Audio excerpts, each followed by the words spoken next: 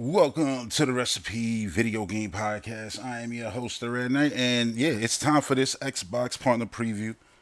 And just to be clear, my expectations aren't super high for this thing. I'm just trying to see some games. So yeah, another show from Xbox. Dare I call it a secret showcase? Oh my God, it happened. But yeah, not from who people expected it, I guess. But yeah, here we are, and yeah, this thing kicks off. Actually, let me mute that because that's annoying. I don't know about y'all. To me, it is. When you stream and you hear this tune so many times, Jesus Christ, you don't even gotta stream. Even if you watch a ton of live streams, like how many times have you heard this? Oh my Lord. But yeah, Xbox been killing it, man. I saw their numbers came out. Everything was up, like super high. Obviously now you count, Bethesda, which is part of Xbox, and now in the next quarter they're gonna count Activision, which is gonna be an insane looking, jump. It's crazy, but yeah, this thing is about to start. So let's go. Let's go. Are they gonna start with Alan Wake 2? Because I know they said that's gonna be on this. I don't really play too many horror games, but still I like to see it because it's a stunning looking game. Hey, this looks awesome. The Xbox, like the way they did that is cool.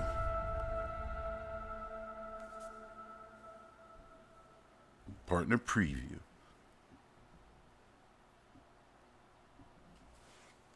Uh-oh. 準備はできてるな、カスカ。やるしかねえ。やってやりましょうや。I was gonna say they ain't lead with him naked on the beach. We not doing that this time. that was such a like memorable thing that they did with that original intro. Like I feel like nobody will forget it. Anybody who watched that showcase.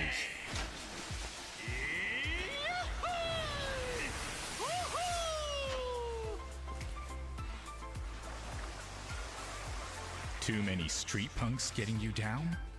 Time for the getaway you deserve. Dondoko Island is the destination for you.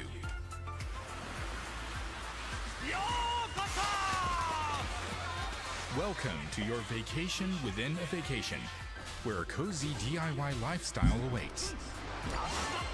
Gather materials. So this is one of those games where it's like, what can't you do, not what can you do.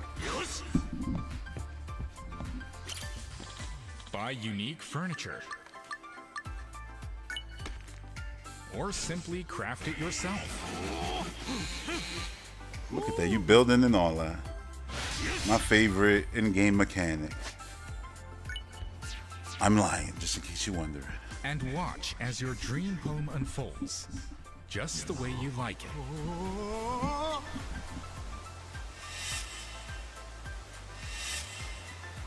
It's cool to see, the Nintendo Direct style from Xbox this year. They did In fact, you can customize the whole island to your heart's what was it, content. game developers,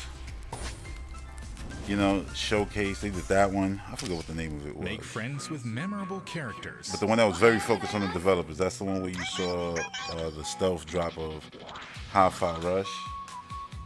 That was awesome.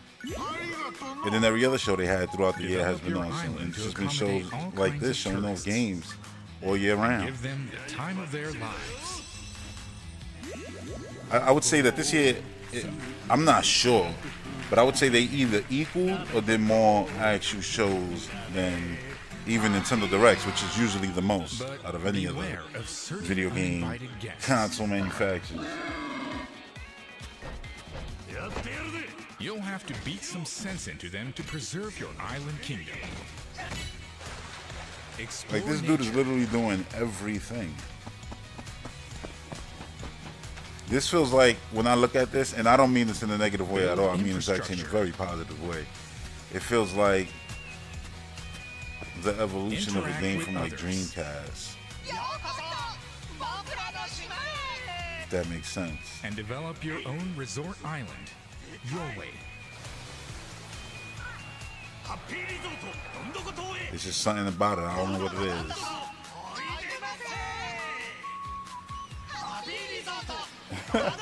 Then it said Yakuza Animal Crossing.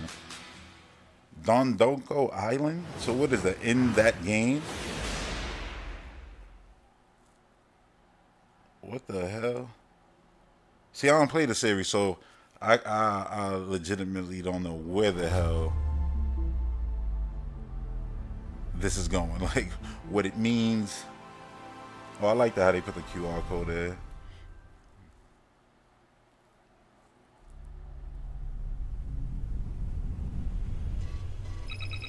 Power Watch Simulator was super popular.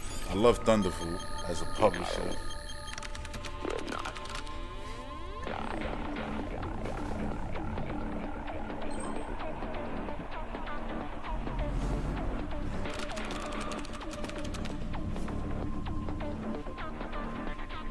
I'm liking what I'm seeing already. It's like a music runner that has action in it.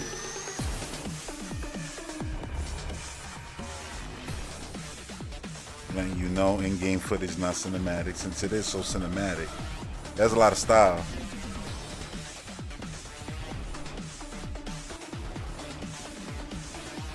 I love all his little particles. Ikado will not die.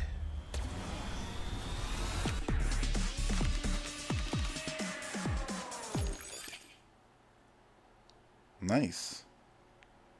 I'll definitely play that.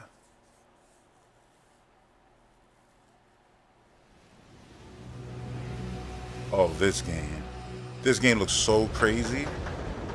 Visually, it's just so dense with detail. Every time I see it, I'm just blown away by it. See what I'm saying? It's like this. If the Yakuza game was the evolution of Dreamcast, I feel like this is the evolution of Half-Life, of Valve. If that makes sense, like visually. Like, look at it, it's so crazy.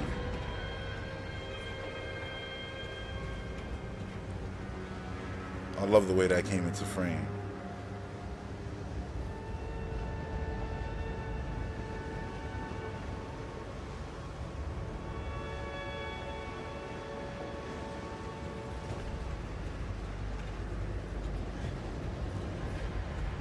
Damn, look at the way that's moving right there. The tarp just blowing in the wind.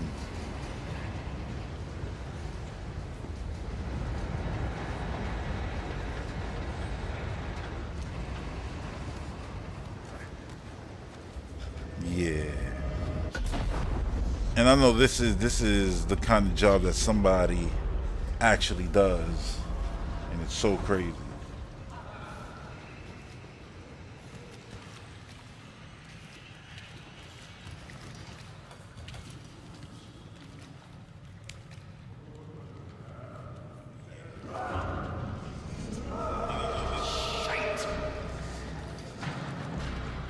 You see what I'm saying, right? Like, visually.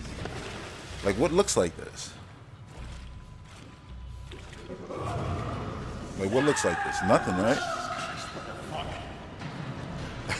It's such a standout looking game that's why once I saw it, I was like, oh, yeah, I remember this. How could I forget? When I first saw it, I was like, yo, if that comes out looking like that, and look, they're showing you the gameplay right here. I'm like, yeah, it's going to be something special. He's got to stick the landing with the actual gameplay and design and stuff. Which right now, the actual gameplay looks smooth as hell. What the hell are those, zombies or something? What if it's right there? Oh, no, you would see it, but still. Yeah, this is crazy. What if it was right behind you? Mendez.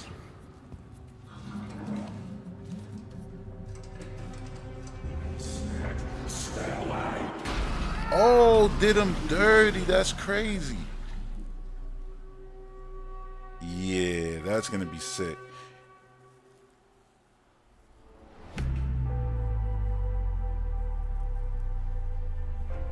I like the presentation to this, and I'll tell you one thing. They didn't start with, you know, a dude in his pajamas, which is a good thing. It seems there will be trouble. I played this demo. Oh yeah, I showed it on the actual channel, right?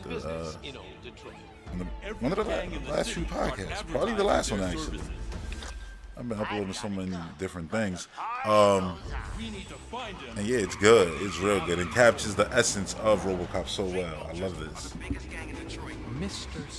Like, look at it. Like, that's the game. Like, that's what it looks like. This shit looks like a new RoboCop movie. That's what I love what video games is at right now visually, because now it's like you don't even need, like, they'd be like, oh, I would rather a movie. Nah, I'll take this. I'm happy. I get to play and I get to basically get the best of both worlds. I'm not playing any more games. After him. I have a large supply of bullets. Oh yeah, when you like punch people, they splash. I wonder if he could pull out the claw that he signed into the machines with in the movie. What's that noise? At 209.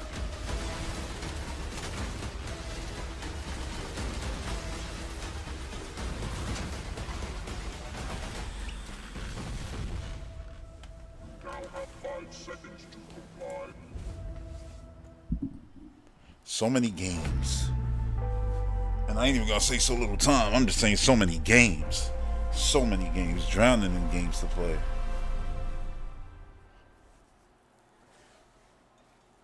Hi, I'm Philipp Seifried, Technical Director on Dungeons of Hinterberg.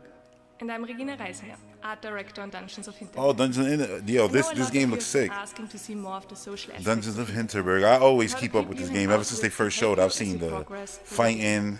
I've seen roaming through the towns. The art style is sick. Like, look at that. Like, I love how they made the people in the background. I'm not gonna say the people don't matter, but just the people slaying and puzzling in a dungeon, and then head back to the village to befriend someone who may be look like silhouettes until you get close to them. It's a beautiful looking game.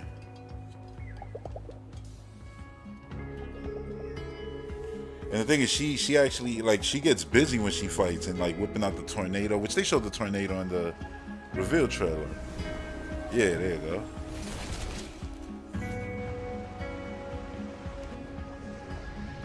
Like, they went crazy with this art style. It's like they're 100% committed to this visual setting and then delivered something just stunning. See what I'm saying, yo? The fighting looks sick.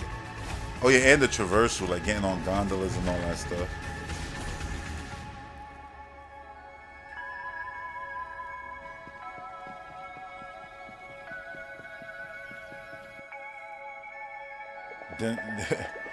Then it said a good RoboCop is coming, and people still hating on modern gaming. Oh yeah, they crazy. Like, you got a good Spider-Man game to play, you got a good RoboCop game to play.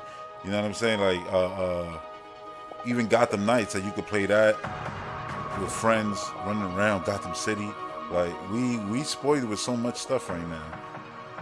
I say it's the best time to be a gamer. We got Ninja Turtles, 6 players online, like, you know, Shredder's Revenge. Literally the best one, better than the old ones to me too. Like, we just living in such a good time.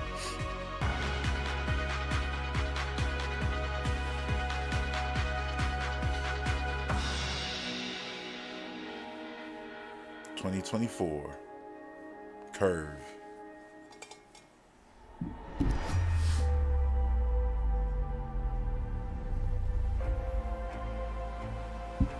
She's a cool looking character, the way they designed it and everything. Her color palette. Like the red with the blue jacket. She got some, what, yellow?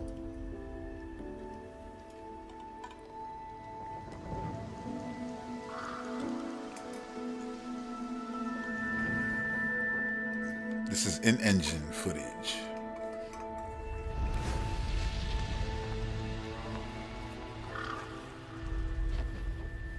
Man, that Mario Wonder is insane. Insane. I'm not even talking shit. Like, I didn't, you know, the last time I played it was what, the 5-hour stream I did 2 days, a day ago, whatever. 2 days ago. It wasn't yesterday. It was the day before yesterday. Yo, this is fire.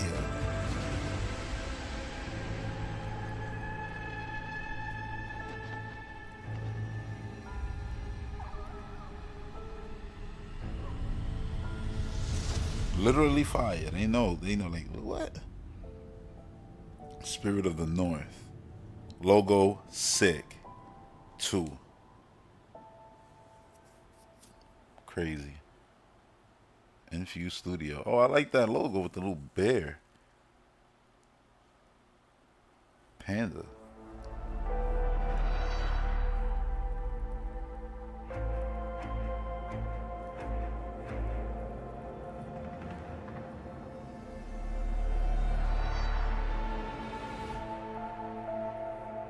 They did this with so much style. I love it.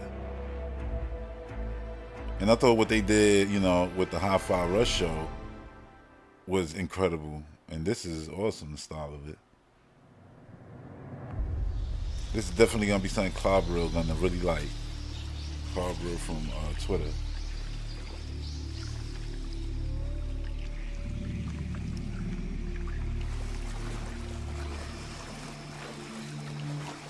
Some people was tight when they saw this was coming out on Xbox. And now the first time you see an actual gameplay from it is on Xbox. I didn't like the original reveal of this game. I didn't think it looked good at all. The presentation of it, you know what I'm saying? Like,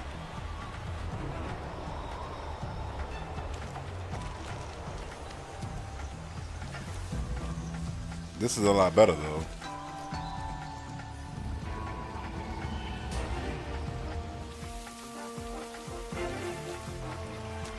Like, way better.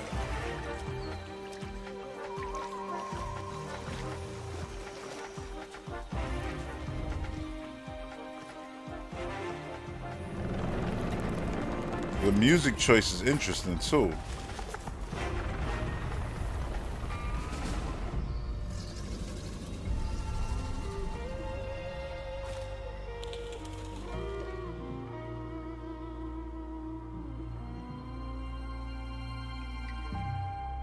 I think people would have rather the release date right now.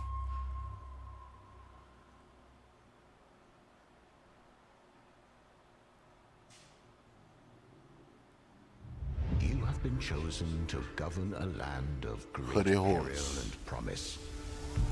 It has suffered long from the scourge of banditry.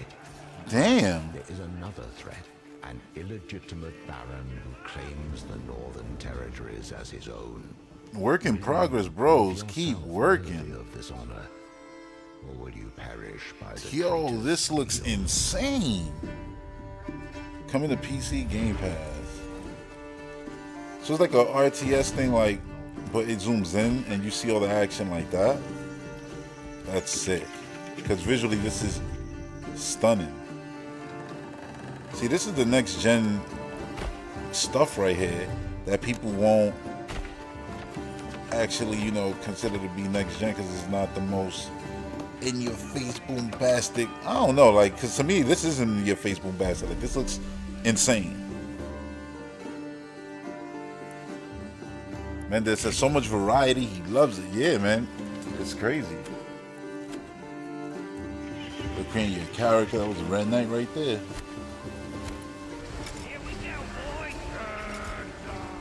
Oh, they coming in your town. Like, it looks real. Like, this is sick. That's what I said. Keep working. Take your time. This is special. Like, this is gonna be special.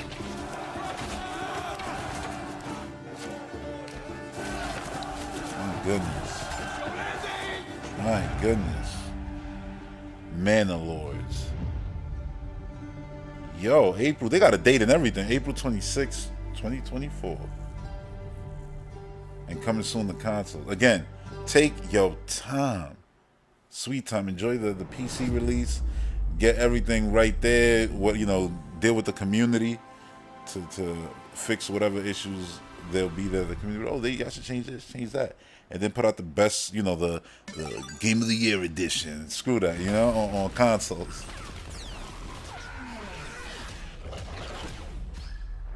Embark next. This is I forgot the name of this game.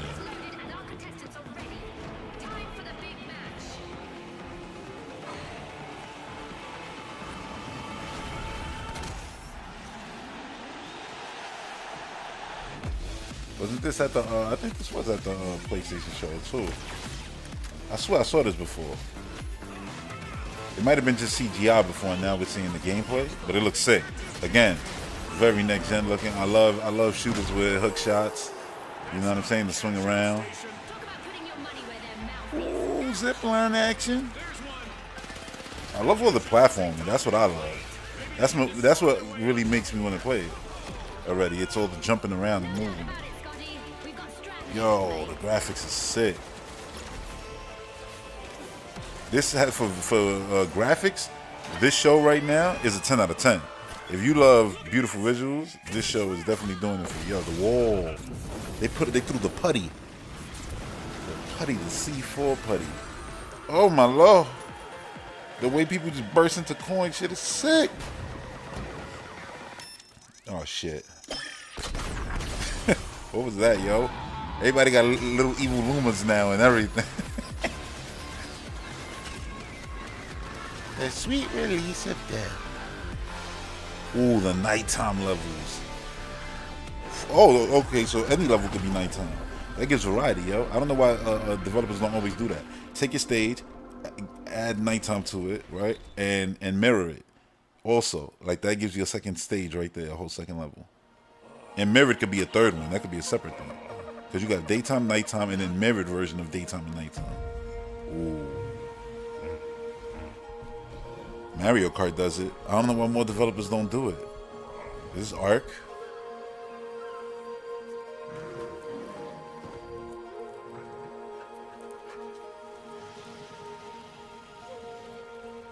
Oh, now we Monster Hunter.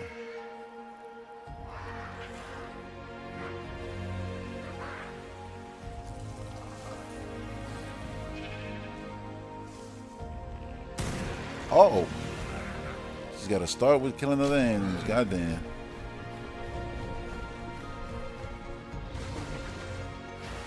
Dude, I can't wait for Avatar to come out. Frontiers of Pandora. Cannot wait.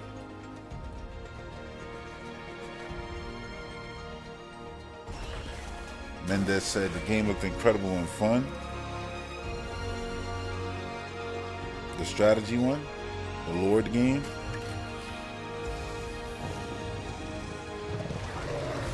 Oh my God. That point of view, yo. Only way to get that point of view, shit, is to experience that. That was crazy. They had Rambo on with a rocket launcher on the dinosaur back.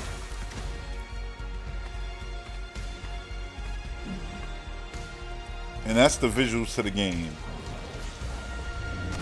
I ain't noticed whether it's set in-game or in-engine. My bad, but honestly, like that looked like it's in-game.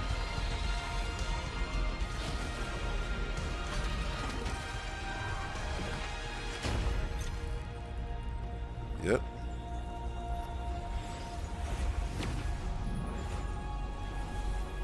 And you know what? They've been taking their time with this game, which is good. Because I know, you know, it has a audience already waiting for it. And look, they still said coming soon. They relaxing. They didn't even say 2024. When I see coming soon, I'm like, okay. So I gotta wait till who knows when to get the trailer that tells me actually when. I'm not gonna assume next year. The heart next to the body. Mix of gameplay and cinematics. This wasn't some random act of violence. All right, here we go. This And was a wait, ritual. we just had him in Fortnite, and now they got Michael Myers in Fortnite. And his taunt is hilarious. Someone's been watching us.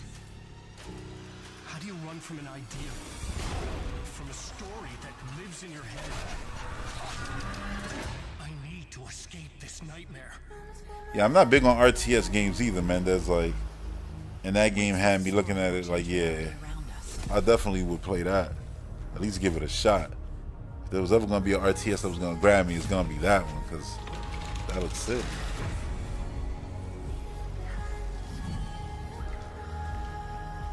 Why are we written into When I see graphics like that, all those characters running around like that, I'm like, imagine you know, jump the visuals of the Warriors games like that, and then did a goddamn Xenoblade Warriors or something.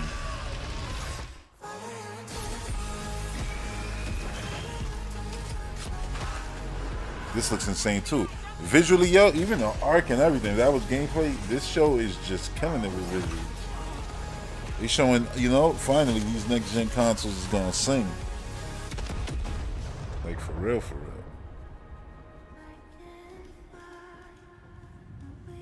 And I think it's because most of these games aren't being made for PS4 and Xbox One no more.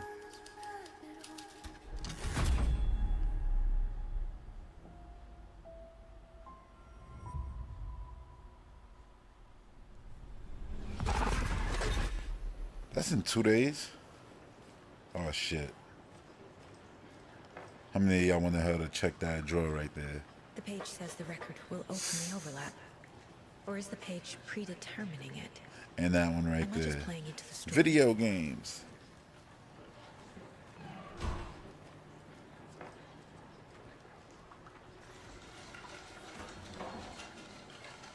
Why are they doing this to us?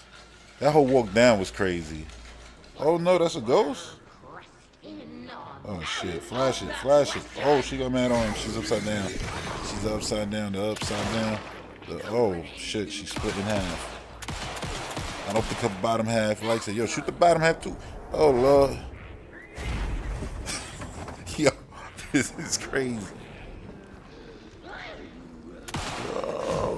Oh, you don't got nothing better than this? There you go, flare to the face. And that shit didn't work. Yo, the animation is insanely scary. She can't see me in the light. Where is she? Sound like she behind you. Oh no, she right there. You can see the bubble. Or should I say the little wave?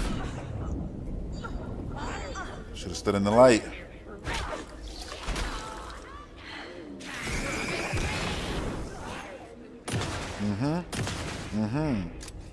The blood splatter is sick.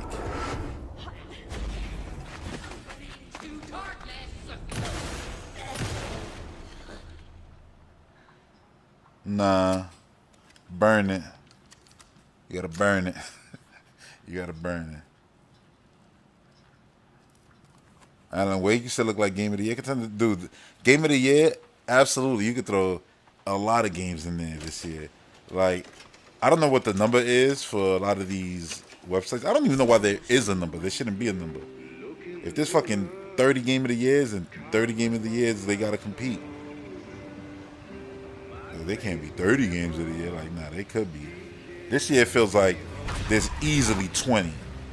Because, listen, Street Fighter, Mortal Kombat for fighting game fans were basically amazing. Those two games came out.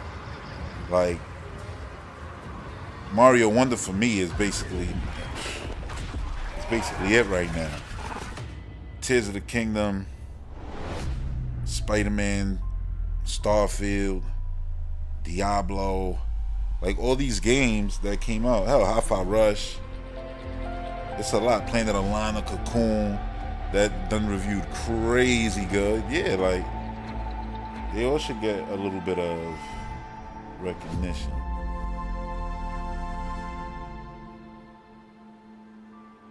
Nice. Almost a dozen games.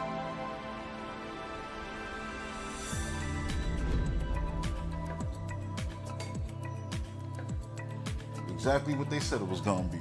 Games, no talking, just games. I like that show. There was a lot there, a lot. And I'm like, yeah.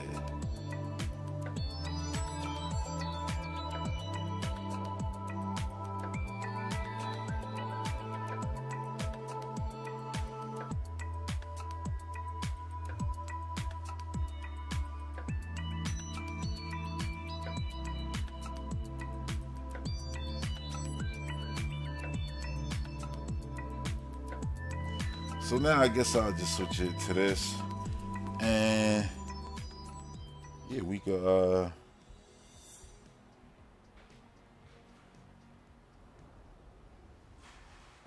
just talk about some other crap. Seriously, like, there's a lot of things I want to talk about, like Mario Wonder today, but I definitely want to mention the fact that Xbox is doing real good right now. You know, real good. And Satya Nadella actually mentioned that they're going to do more. They're going to do more of what they've been doing. That means more publishing, you know, self-publishing, and like, just like, I guess, you know, publishing other people's games, but their own first-party stuff. Because they, you know, they're obviously a giant publisher, like the biggest one now since they own Activision, Bethesda, and all that, which is crazy. Oh, you said that was really good, right? Yeah, it was no wasted, like, time or nothing. Like, it was just, listen, let's just show you game after game after game. They stopped to show you this, what we show you so far. And then they said game after game after game. And they said this was everything. Thanks for watching. We out of here. Perfect. Perfect. And there's still more shows because, like, now you got to count BlizzCon and all that stuff. Those are now Xbox shows. You know what I'm saying? Those are all first-party games.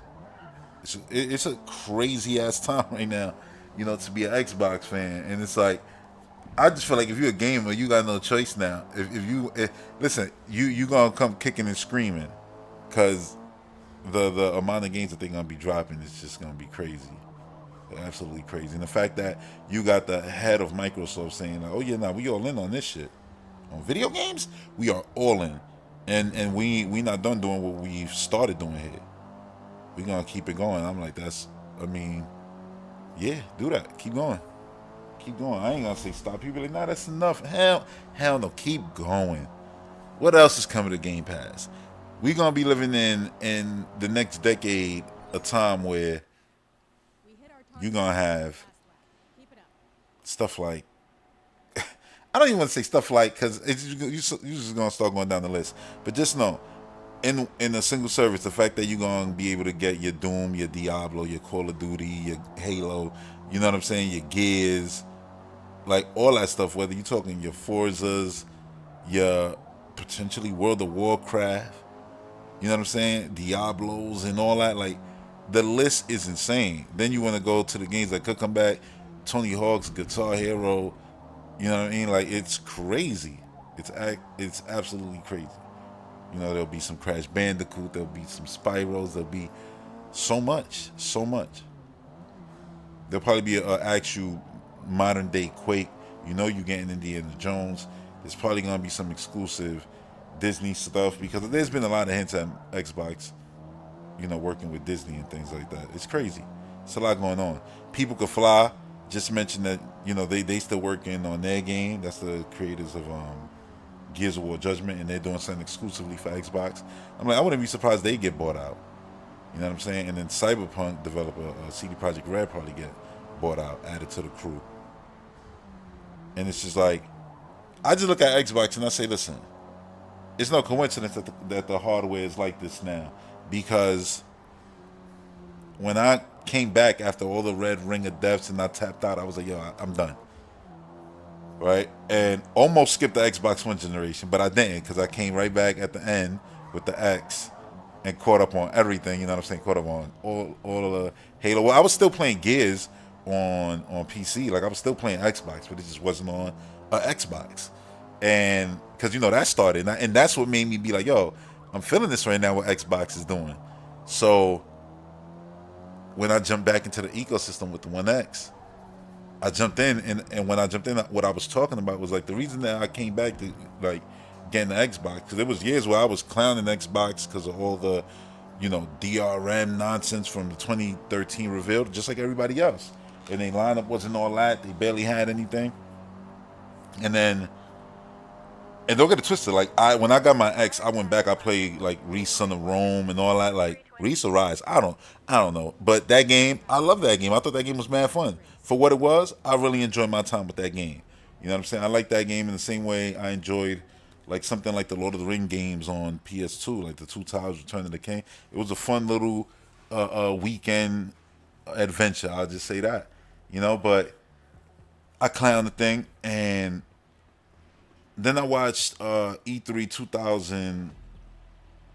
I think it was 15 when they started talking about smart delivery style. Oh yeah, our stuff is also gonna be on PC, right? And then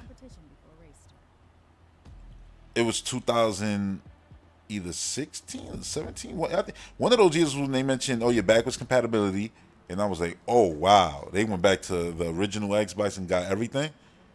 I'm like, damn, this is crazy. And that's when I started saying it looked like Phil Spencer just basically taking Iwata's rule book and saying, all right, everything that they was doing with the Wii, let's just do that.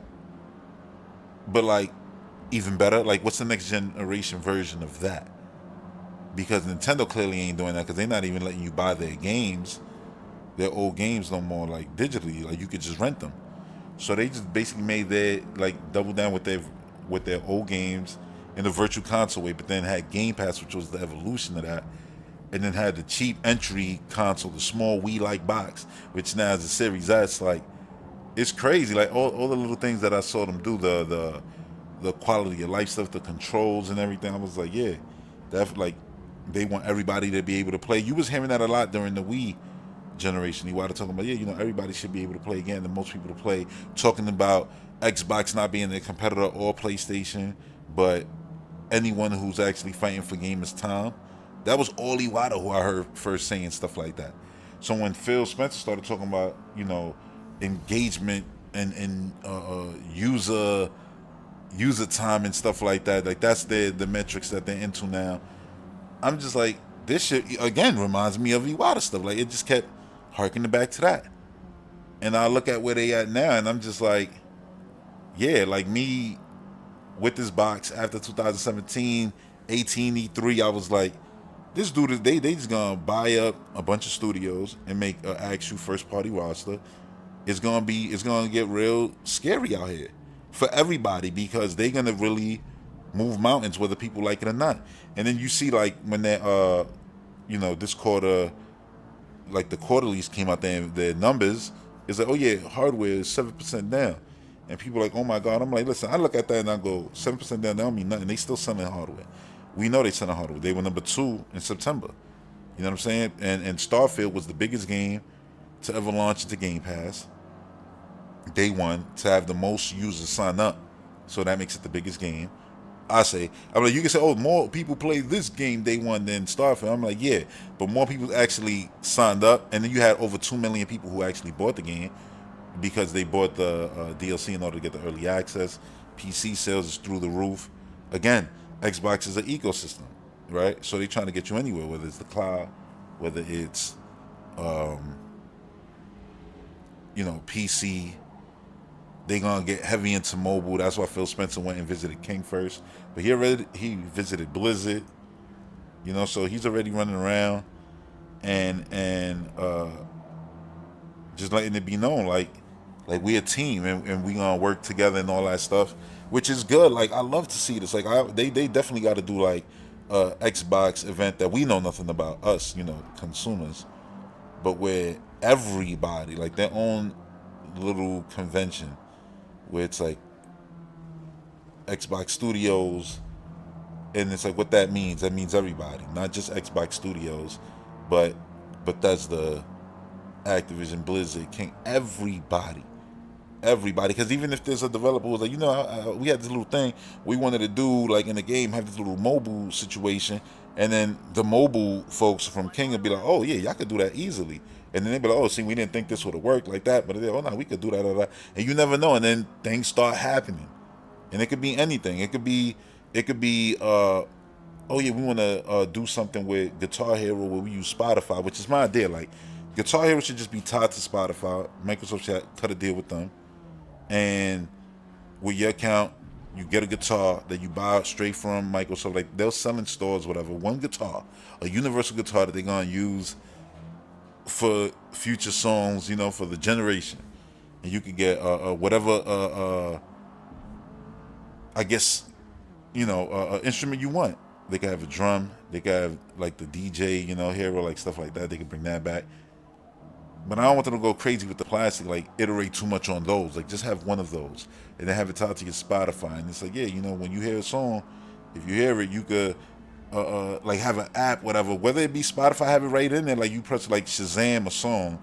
I'm basically saying, and it throws it right to your Guitar Hero. So when you get home or whatever, you can actually play that song, any song, like because it uses AI to learn to know how to make the game.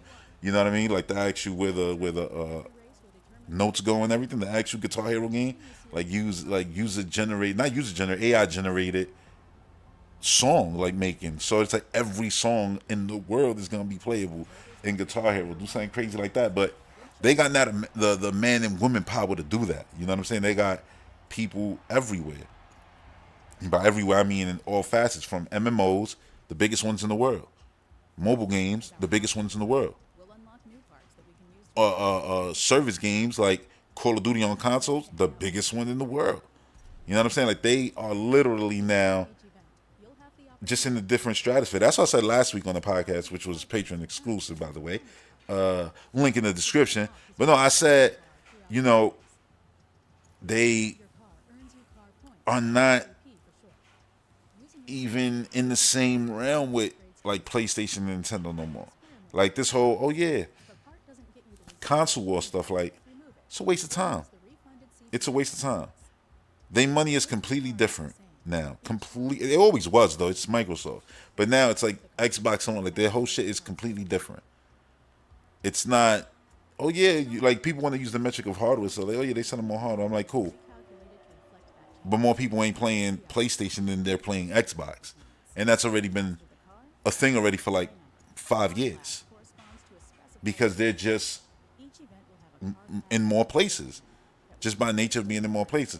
And people take that like, but they didn't win in the console space. I'm like, bro, the video games was always going to move off of the box. It was always going to be, it's going to just be seamless. When it becomes so seamless that there's no lag or anything in the cloud, let's say 20 years from now, you think they still going to care to put out consoles? Like, ask yourself that. When they could just say, we don't got to do this and have a loss on console seller. This is where it's heading. For crying out loud. I just saw, which is insane, that not only is the brand new, well, not even call it brand new, because it's just the standard. It's the only one that's going to be available. The digital PlayStation, right? The digital PlayStation that you can add a disc drive to, the one that is more expensive than the old one that's not going to be available no more. The same one that you need about $30 stand for. Yeah, that digital PlayStation that you got to buy 70, 80, and some places 100 and change dollar disc drive too if you want a disc drive. Yeah, that disc drive is going to have DRM. You're going to have to update that. So that means whenever that update isn't available no more, all your collection of games, if that's the PlayStation you stuck with, is gone. So if you cared about all that nonsense with Xbox in 2013, I just got to ask, where that same energy? Because that's on the whole console front now too. Like, and I've seen people say, it's just a one-time thing. I'm like, it don't change the fact of what it is though. And a lot of people were saying that was bad. It was bad. It's funny how things be bad when it's Xbox, but then when it's PlayStation, all of a sudden the goalposts move, the tides change. Now I see what had happened was, man, I just looked at that and I was like, I'm good where I'm at. I'm good with a PC. I'm good with a Xbox, and I'm good with my Switch, and I keep it like that. You know what I mean? People are like, that PlayStation game fire, but I catch up with it in 2 years. I don't got no fear of missing out. You know what I'm saying? Like, at all. At all.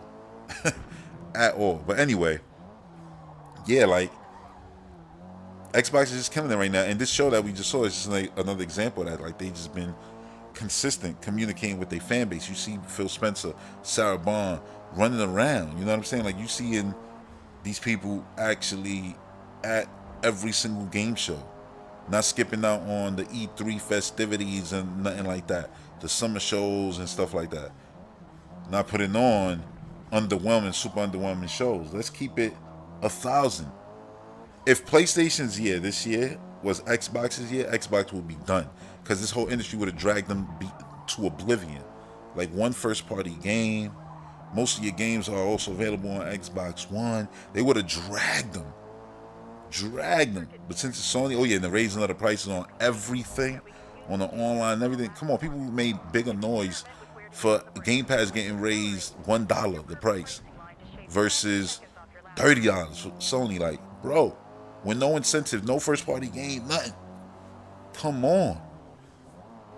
Like, we living in the goofiest of time, but not really, because we've always been living in this time, and I've always talked about it. I've always said, like, bro, it's different. And then when people started calling it the Xbox tax and stuff like that, I'm like, yeah, it's different. Like, anybody who thinks Nintendo games and PlayStation games in the last decade, well, I would say PlayStation more like in the last 15 years, they just got a different, they get more grace and all that. Like, Spider-Man is crazy, riddled with more glitches than I ever saw from Starfield. I ain't even see glitches from Starfield. I ain't experienced nothing but one hard crash, and that's it. You know what I'm saying? One hard crash, that's it. And that was after 25 hours of gameplay. Like, insane. And they didn't even crash my whole system. It just crashed the game. Then I jumped back in. That was good. I was right where I left off. Nothing lost. But I'm seeing all kinds of stuff, and I'm like, yeah, it's just different. It's crazy. Duke Togo said they even charging $30 for the vertical stand. Yeah, the vertical stand, $30 for that. A pro controller, elite controller that's not as elite, but then also batteries is worse than the controller that comes in the box. Like, it's just weird times. VR headsets, they ain't supporting. You know? There you go. It's crazy. It feels like every year Sony has been selling something to their customers that's unnecessary. Ever since they came out with the back button for the PlayStation 4 right before the PlayStation 5 came out. It's like you came out with that, but then came out with the PlayStation 5 and didn't have that feature on it standardized. I'm like, and it was a clip-on. All right, then they introduced a controller like that a few years later. Now they giving you the not even as good Wii U gamepad, whatever that's called, the PlayStation Node Vita. Like, that thing is wild. Like, I just look at it like, what is this? What's happening? Now they fired what was her name? The lady who let me look at it because I saw it earlier this week.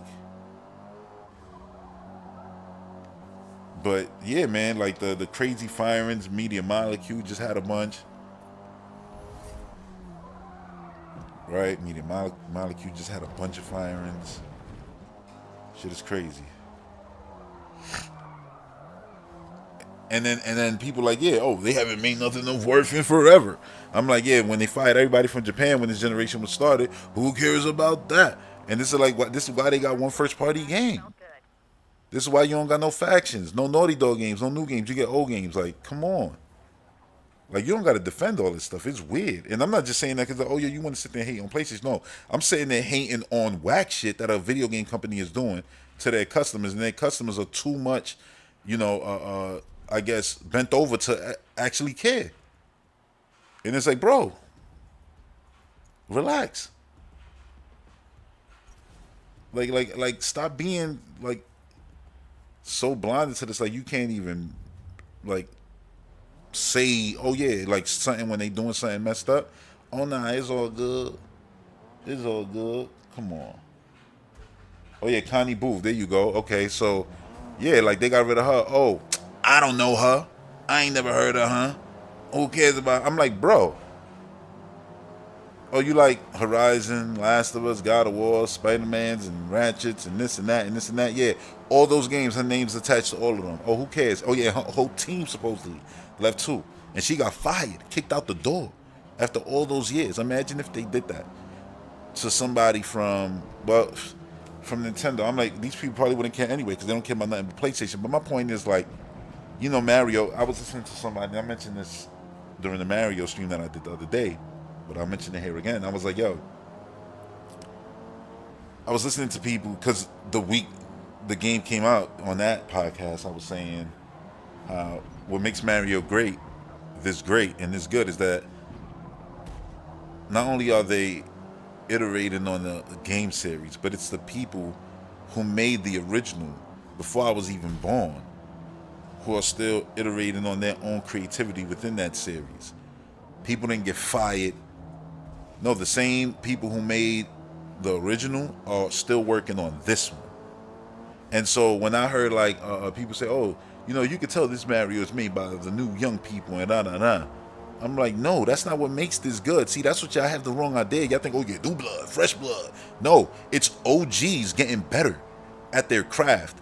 It's like go listen to Nas 20 years ago, 30 years ago, and then listen to him right now, whether it's King's Disease or Magic, whichever one, whatever part, and you're gonna see it's like that's a dude who just mastered what he do. He's just as nice as he was before.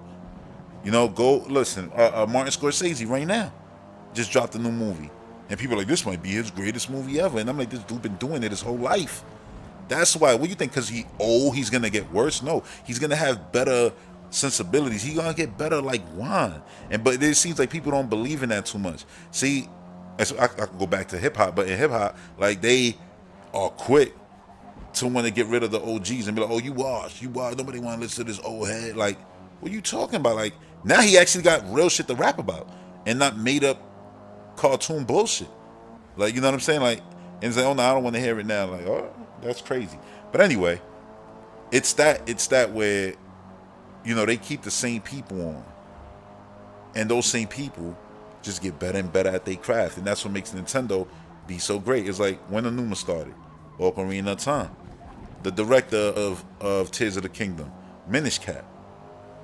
You know what I'm saying? And stuff like that.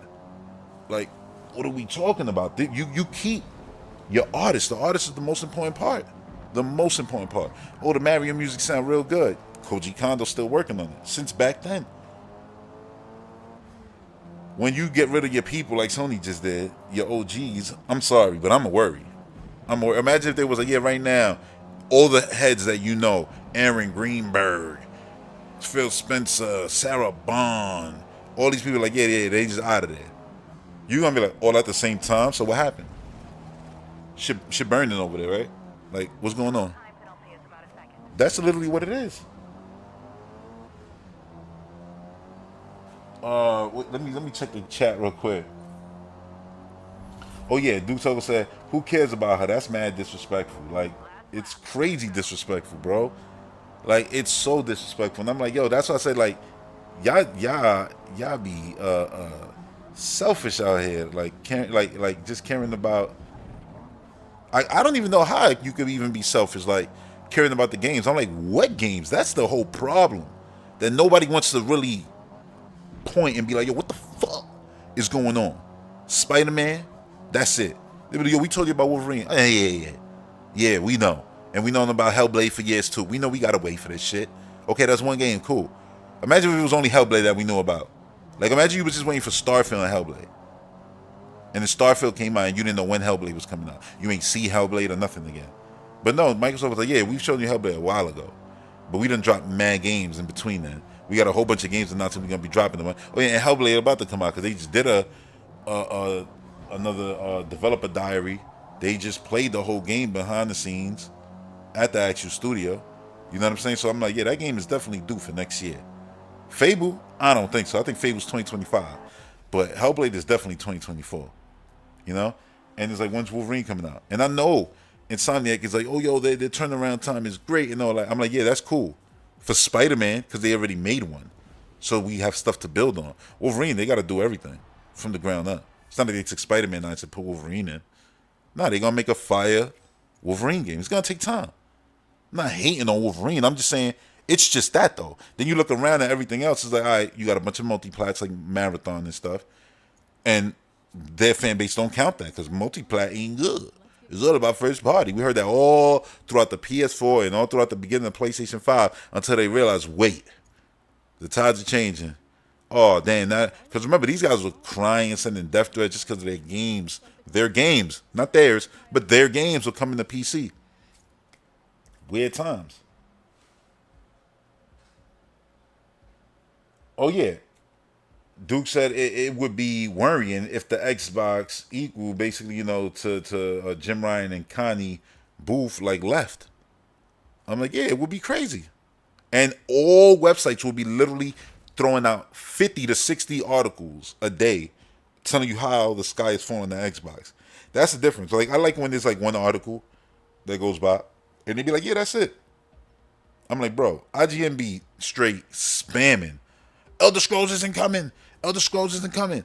We gave this game a 7. We gave this game a 7 or whatever. You know what I mean? They spam their negative Xbox shit. And Elder Scrolls not coming to PlayStation isn't a negative. It's just buy a fucking Xbox. You got plenty of time. That shit ain't coming out for like 6 years. Well, I can't own a bunch of consoles. Then sell your PlayStation. The fuck you want me to tell you? It's like what you got to look forward to anyway. Oh, the next Spider-Man game. Bruh. By the time the next one come out, they'd already have bought Insomniac. Who? I ain't say what I said. Nah, like, yo, that's crazy. I mean, at the rate they going, what you think, PlayStation still gonna be around? I'm just saying, they getting stomped hard right now, and then Xbox is just gobbling up the industry. I've always said this. I said, Nintendo, it don't matter what happens around them. They could be in their bubble. Because what they do is different. You're gonna see. You're gonna see, maybe not today, maybe tomorrow. But you're gonna see the numbers come out to Mario, and then you're gonna go, yeah, that makes sense. And I'm gonna say, yeah, that's why. They can do whatever the hell they want to do. But Sony don't got that luxury. And everybody thought like, oh, yo, nah, they the big dog in the room. Like, bruh, they was the little dog barking at the dude who was like, I don't want to play with you. I don't want to play. Chill, stop. And then got mad and was like, and Nintendo was the other dog over there. Like, you shouldn't be barking at that dude. Like, don't play. You think I'm bad, he worse. And you don't play with me no more, so I wouldn't play with him. And then Xbox said, okay. And then, and those two barks right there, that was Activision Blizzard. You know what I mean? And it's like, yeah, keep playing. Next will be Square. Oh, they can't buy a Japanese company. Want to bet? Like, who told you that? Want to bet? And then he's going to be scared. Like, oh, don't do that. It's like, they take them, then what? Oh, they could buy Kojima. You mean the guy who's working on the game right now, currently, for both? This dude playing both sides. He ain't getting bought by nobody. He said, everybody throw bags at me every single day. Number goes up every single day. And every single day, I'm going to give the same answer. Nah, man. I like my freedom. I'm going to do whatever the fuck I want to do. I'm going to take your money. I'm going to take his money. I'm going to take their... Don't be surprised when Nintendo reveals the Super Nintendo Switch, Kojima pops up before even Miyamoto on screen and be like, hi, I'm here to announce that I'm working on the brand new blah, blah, blah, coming exclusively to the Super Nintendo Switch. And people are like, yo, this dude got his hands in everything, because why not? Why not? You know? There's no benefit to him tying himself down other than just a giant bag. But it don't matter. His game's being played on multiple places, or him just taking a bag without becoming exclusive. I work for you. I'll drop a game for you in 2025. I'll drop a game for Sony in 2024. You know what I'm saying? Death Stranding for them. Whatever the hell for y'all. We good? Everybody happy. That's it. You know? Like, it's just, I don't know what people going to be using to go against what Xbox got. Like, because Doom Year Zero. I hate saying the name of that game, because I don't even know if that's really the name of that game. And I hate that leaked. Fucking Doom Year Zero. You heard? Like, when that comes out. And it's exclusive. Well, Doom might not be exclusive. Want to bet? Want to bet? Want to bet? Like, that's what I'm going to just be telling you. Want to bet? You're going to have IGN writing articles. Doom confirmed to be exclusive. Every day they're going to spam that article. You said Wyatt posted a developer interview with the director of Spider-Man 2 and asked, is this the guy who confused the Cuban flag for the Puerto Rican flag? Oh, you asked? He said, I asked. Like, you know what bothered me about that? People say, oh, it's not that serious. Bro, here's what bothered me about that. This is a game about a Puerto Rican kid, right? Right? This is a game about a black kid, right? One and the same. Oh, he mixed, man. Mixed. That's what he is. And I feel you should have somebody who at least done took the train before. You know, maybe I don't even want to go back and say like use a token, but you use a Metro card. You know? Maybe, I don't know, spoke Spanish. Maybe invited to the cookout. Yo, listen. I just look at it and I go, hold up. So you went through making the game, testing the game, play testers, previewing the game, and then the game launched. And until, I'm gonna just say until I guess a Puerto Rican actually got their hands on the game, nobody noticed. And I say this because of this. Look, people gonna be like, nah, yo, there was Puerto Ricans that worked there. I don't know that. So when I'm speaking right now, I'm speaking from a place that where I do not know. So just be clear, I don't know if there's any Puerto Ricans who work over there. But I don't know if there was any Latinos who worked over there. I feel they would have noticed that shit. Because you would have been like, nah, that ain't it, bruh. That ain't it. They're like, yo, did you just put the Dominican flag in there? Like, that's what they're gonna be like. But anyway, yo, like, I let you listen. This is what I'm gonna say, as a New Yorker, right? And then you gonna say, yo, you don't know all Puerto Ricans. I'm a New Yorker. That's what I'm gonna say. Puerto Ricans are heavy in New York. All right. I'm a Dominican, Haitian. All right, understand that. And I'm laughing because Puerto Ricans are literally the most proud people of their flag. I feel more than even Dominicans and everything because of the Puerto Rican Day parade. Like when you see them with their cars all going crazy and and it's crazy. Like if you ever been, you would know. And as a person who's been multiple times, you would know. And people be like, yo, you Dominican, what the fuck you doing at Puerto Rican parade? Like, bro, I'm Latino first. Like Puerto Rican, Dominican, that shit is only on the internet where you hear like, yo, they don't be liking each other. Like, bro, literally every Puerto Rican I know got a Dominican cousin. Every Dominican I know got a Puerto Rican cousin. My daughter, Puerto Rican. My girl, Puerto Rican. My baby mom's Puerto Rican. Like, well, she Puerto Rican, Guatemala too. But you know what I'm saying? Like, still, this is what I'm saying. Like, it's weird. Like, bro, we all know Puerto Ricans go hard when they rep they flag. When they, and I mean Puerto Rico, but I mean like with their flag, repping Puerto Rico, like they go hard with it. Like you always listen. You can't walk around Brooklyn, anywhere, Spanish Harlem, you know, like Dykeman. No, you're not walking around nowhere and not gonna spot one Puerto Rican at least with a pair of uptowns with a Puerto Rican flag on it. It don't need to be that time of the year, like, oh, parade time. No, just anytime. You're not gonna drive around New York and not see a car with a Puerto Rican flag on it. And it don't gotta be that time of the year. Again, it just is like I can literally look out the window right now and I promise you there's a car parked with a Puerto Rican flag on it. The same way you're gonna find the car is gonna have the little Dominican thing on the rear view window, the little flag there. Like you're gonna see that. Flags is like a real thing with Latinos. So it's like, how? I told this whole story just to say how. Like to me, it seemed impossible. Impossible. Because I instantly would have been like, yo, what the fuck is this? Yeah. Like, bro, that's crazy. Yo, I hate this heart that they put on the chat on the phones because I can't see the whole damn comment. But you said they didn't have at least one diversity hire within the entire studio who could have connected that.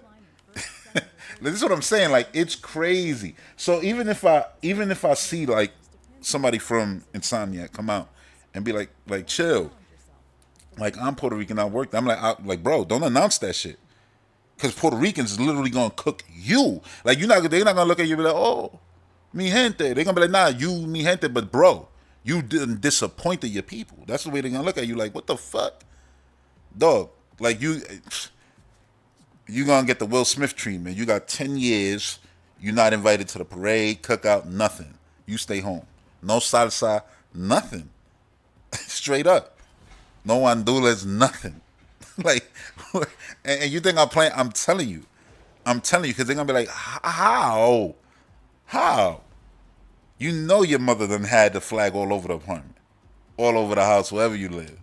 You know, whether you lived in your barrio in Puerto Rico or whatever, if you lived out here in your neighborhood, your barrio out here, like bro, they're gonna be like, bro, like how? That's the main word. It's just how. They should honestly take that shit off completely and just put the word how there and put the flag somewhere else in the house. Just because. So we can always remember, like, how did we fuck up this bad? To remind themselves never to do that ever again. That's wild. It's like, yo, Google exists. Google, like, did somebody create that flag? Like, literally create it? Like, I'm gonna make a triangle, I'm gonna make a star, I'm gonna make the 3 lines. Because if you Googled it, again, how? It's crazy. She said she gonna whack him with the flip flop. The chancleta gonna just come out of his phone and catch him right in the face, straight out of WhatsApp. Yo. Oh man, oh man. You said they should have fun with it and create a side story where Miles' mom gets upset at him for bringing home the wrong flag. Yo, that'll be hilarious. Like, bro, even the father wouldn't do that. The father would never. He'd be like, "You out your mind?" It's crazy. Absolutely insanity, yo. Insanity. Man, it's a crazy world. It's a crazy world.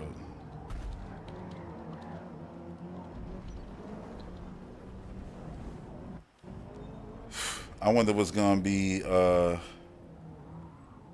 next thing like that. That's insane.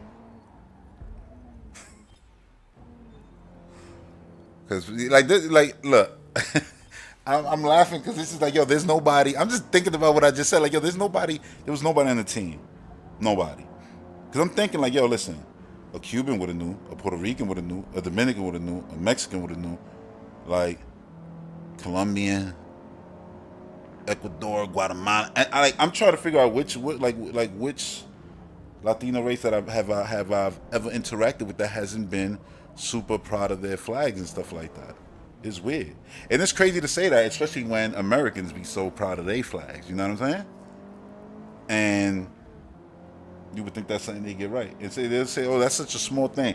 I'm like, it's small, but it's big. Like, yeah, oh, yeah, the thing is small. Like, oh, yeah, there was a little error. It's not a big glitch. It doesn't hurt the game. Yeah, that's small.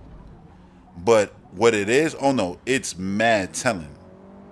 And this is a game that many people say, oh, yeah, it captures the culture well. Even though I heard somebody, a New Yorker who was playing the game, say that Miles sounds like he's from the West Coast. Like, he don't sound like he from New York. I'm like, damn, they ain't let him go, yeah, one time when he sees Peter Parker. That's all you needed to do one time. They would have been like, yo, oh, yeah, he definitely from Brooklyn. He definitely from Queens. Just once. Yeah. Drop one dead ass. Like, simple. But anyway, yeah, I ain't gonna knock it too much for that, you know what I'm saying? Like, but, and I haven't heard it, so I can't really speak for it. But yeah, that's something you could tell. Like, it's weird, even though I can't tell. Like, I know people used to always be like, oh yeah, you could tell like you from Brooklyn with your accent. I'm like, what accent? I just speak English. Like, it's not, bro. Like, you got a Brooklyn accent. Oh, all right, I don't know this. It's like, you don't know this? Dude, you don't say money, you say bread. I'm like, oh, I never noticed. Like, I really don't. I always think I'm saying money. It's like, no, you saying bread. You keep saying bread. I'm like, oh, yeah. Because it's been that way since I was a baby. It's bread. It's like dead ass. Dead ass is normal now on the internet. And they be like, yo, like, dead ass is new slang. Are you serious? Dead ass is from the 90s. Like, for real, for real. And, yeah, it's funny. But anyway, yeah, that's what Duke put in the chat right now. Oh yeah, they definitely would have had enough pride to correct the team and be like, listen, that's wrong. That's crazy. What other flags are similar, man? Like, I don't even want to talk about that and start offending people, and I'm not even trying. I'm just saying, you know, there's a lot of flags that actually look similar. Just colors be swapped sometimes. And it's like, I still would have never, like, did that. Isn't, I want to say off the top of my head, isn't Italy kind of like the Mexican flag? just that the colors, you know, obviously the colors are different. But there's mad. It's not that many styles of flags in the world. Like a lot of them is just like color swapping stuff. Well, there are a lot of styles, but there's a lot that, you know, copy. Not copy, just have a similar style. You know? And it's like, yeah, I still wouldn't have never made that mistake. You know what I'm saying? Because even like you would have Googled it. Look, I'll Google it right now. And you see it and you go, all right, yeah, you see it. It's just, you know, it's the Mexican one got more, let's just say it got more sazon on it. You heard? Because of the middle, the whole design and everything. But, yeah, like, you would look it up and the name would be there. So it's like, how did that ever happen? Like, I really try to play out that scenario. Like, how could that be possible for a human to do that? It's just mad weird. And I'm like, if it was on purpose, I feel like if it was on purpose, I feel like it was a Cuban who did it. On purpose. Just to be like, yo, let's see how many Puerto Ricans get tight. Like, yo, that's not even funny, bro. Like yo, they gonna find you. you gonna regret that real quick now. Cause I'm like, this is wild. No, I ain't gonna say a Cuban did. I'm just playing around. I'm just having fun with this shit. This shit is crazy. Oh, you threw it back. You said I still remember when you and GS for a while went to the 3D Land launch party. 2 Marios went down the same pipe. Yeah, GS for a while asked Mario, what you doing? That's funny, yo. Oh man. Oh yeah, if Xbox did it, would have been on national news. It would have made headlines. It would have been fucking canceled petitions. You know, shut the game down. Even though it's a single player game, shut it down until it's fixed. It would have been crazy. It's wild, yo. It's wild. Oh man, but it makes for amazingly funny content. Let's just say that. Shit is crazy.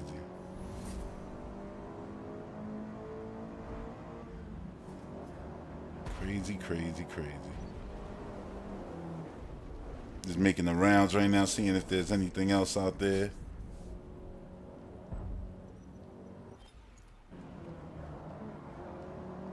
I ain't really seeing nothing crazy.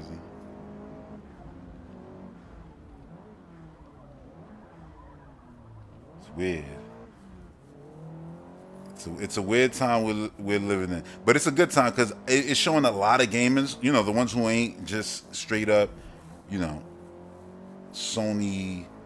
blind Sony fans. Like, it's showing a lot of gamers like, oh yeah, shit ain't all good over here. Like, shit is crazy. And then they're seeing like, oh yeah, now the money, the pricing, everything is crazy. Their first party games is 70, while Xbox guys over there is getting first party games plus third party games that we over here spending 70 for in their service. Like, it's starting to open more eyes, more and more eyes, and that's just gonna keep snowballing. The more they realize, like, oh, all right, so yeah, Call of Duty still come out of PlayStation. I'm good. Then it's oh no, but now it's in Game Pass. Like, when that happens next year, and it'll probably be a Black Ops, which is a big, you know, series. You said the things I remember. I'm like, legendary times. No, but like, people gonna really realize, like, yo, shit is different. It's not the same like it used to be. I'm like, yep, it's not at all. It's not at all. And people think like, oh yeah, they're gonna do something big. They're gonna buy Grand Theft Auto. You know, I'm like, come on. Bro, they couldn't afford it. Stop it.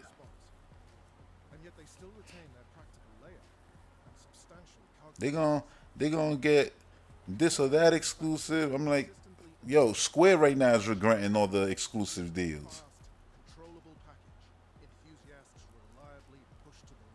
Shit is crazy.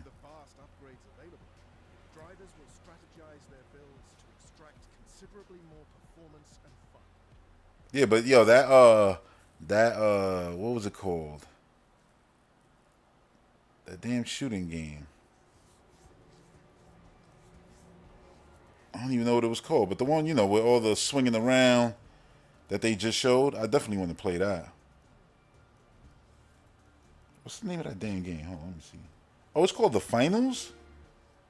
Damn. The Finals. What a name.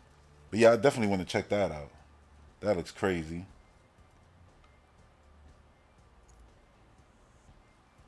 Shit is. It's a crazy time we living in right now.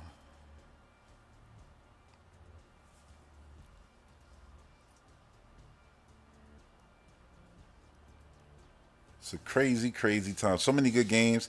So that's how when I see people try to claim like, oh, you know, this ain't the best era of gaming. Like, yes, it is. Games are more accessible than ever. Because even with Nintendo, like, you can criticize that you can't buy their games digitally. At least you can subscribe to a service and play a whole ton of them still. You know what I'm saying? Like, you got access to a lot of the old stuff. Not all, a lot of the old stuff. Then Nintendo's actually dropping a lot of crazy good games. We're going to talk about Nintendo too, because Nintendo be bugging, man. Love Nintendo to death. Y'all know this, right? And then I told you, listen, I don't even know how many worlds of Mario Wonder I played, and I'm like, yeah, that's my game of the year. But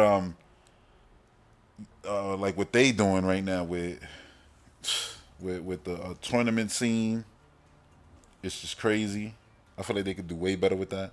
I saw they put out guidelines too for streamers. I don't know what they are. I haven't looked at them yet, and I should, since I stream their games. Next thing you know, they're gonna be like, "Yo, you can't stream our game and curse." I'm like, "Oops, my bad." I'll be saying "fuck," "shit," "damn," "fuck," all the time in the videos. That's just natural, man.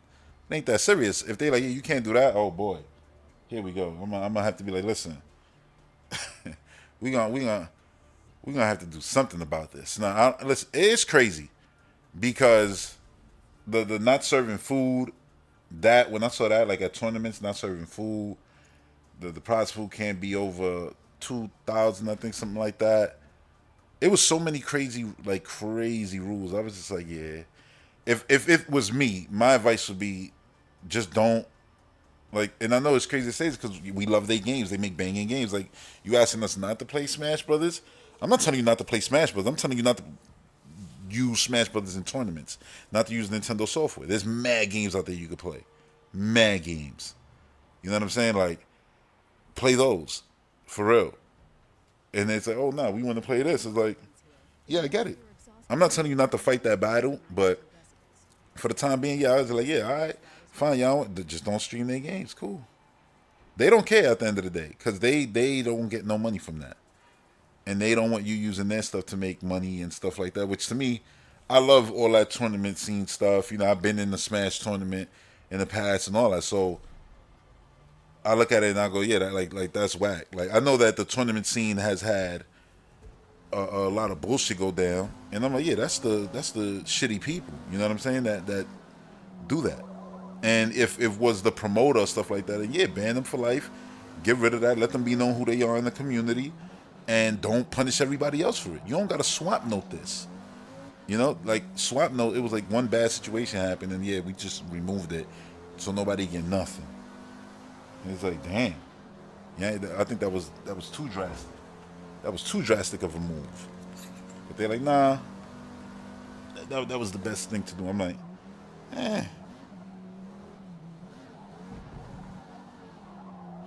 You see, Duto say he still don't see how, doesn't understand how people can be so down on gaming in an era when something good is coming out every week. Most of the time, it's 2 quality games per week. It's true. There's always something. Sonic came out. Spider-Man came out. Mario came out. Before that, Starfield came out. Then Cyberpunk had a bunch of good stuff. Cocoon came out.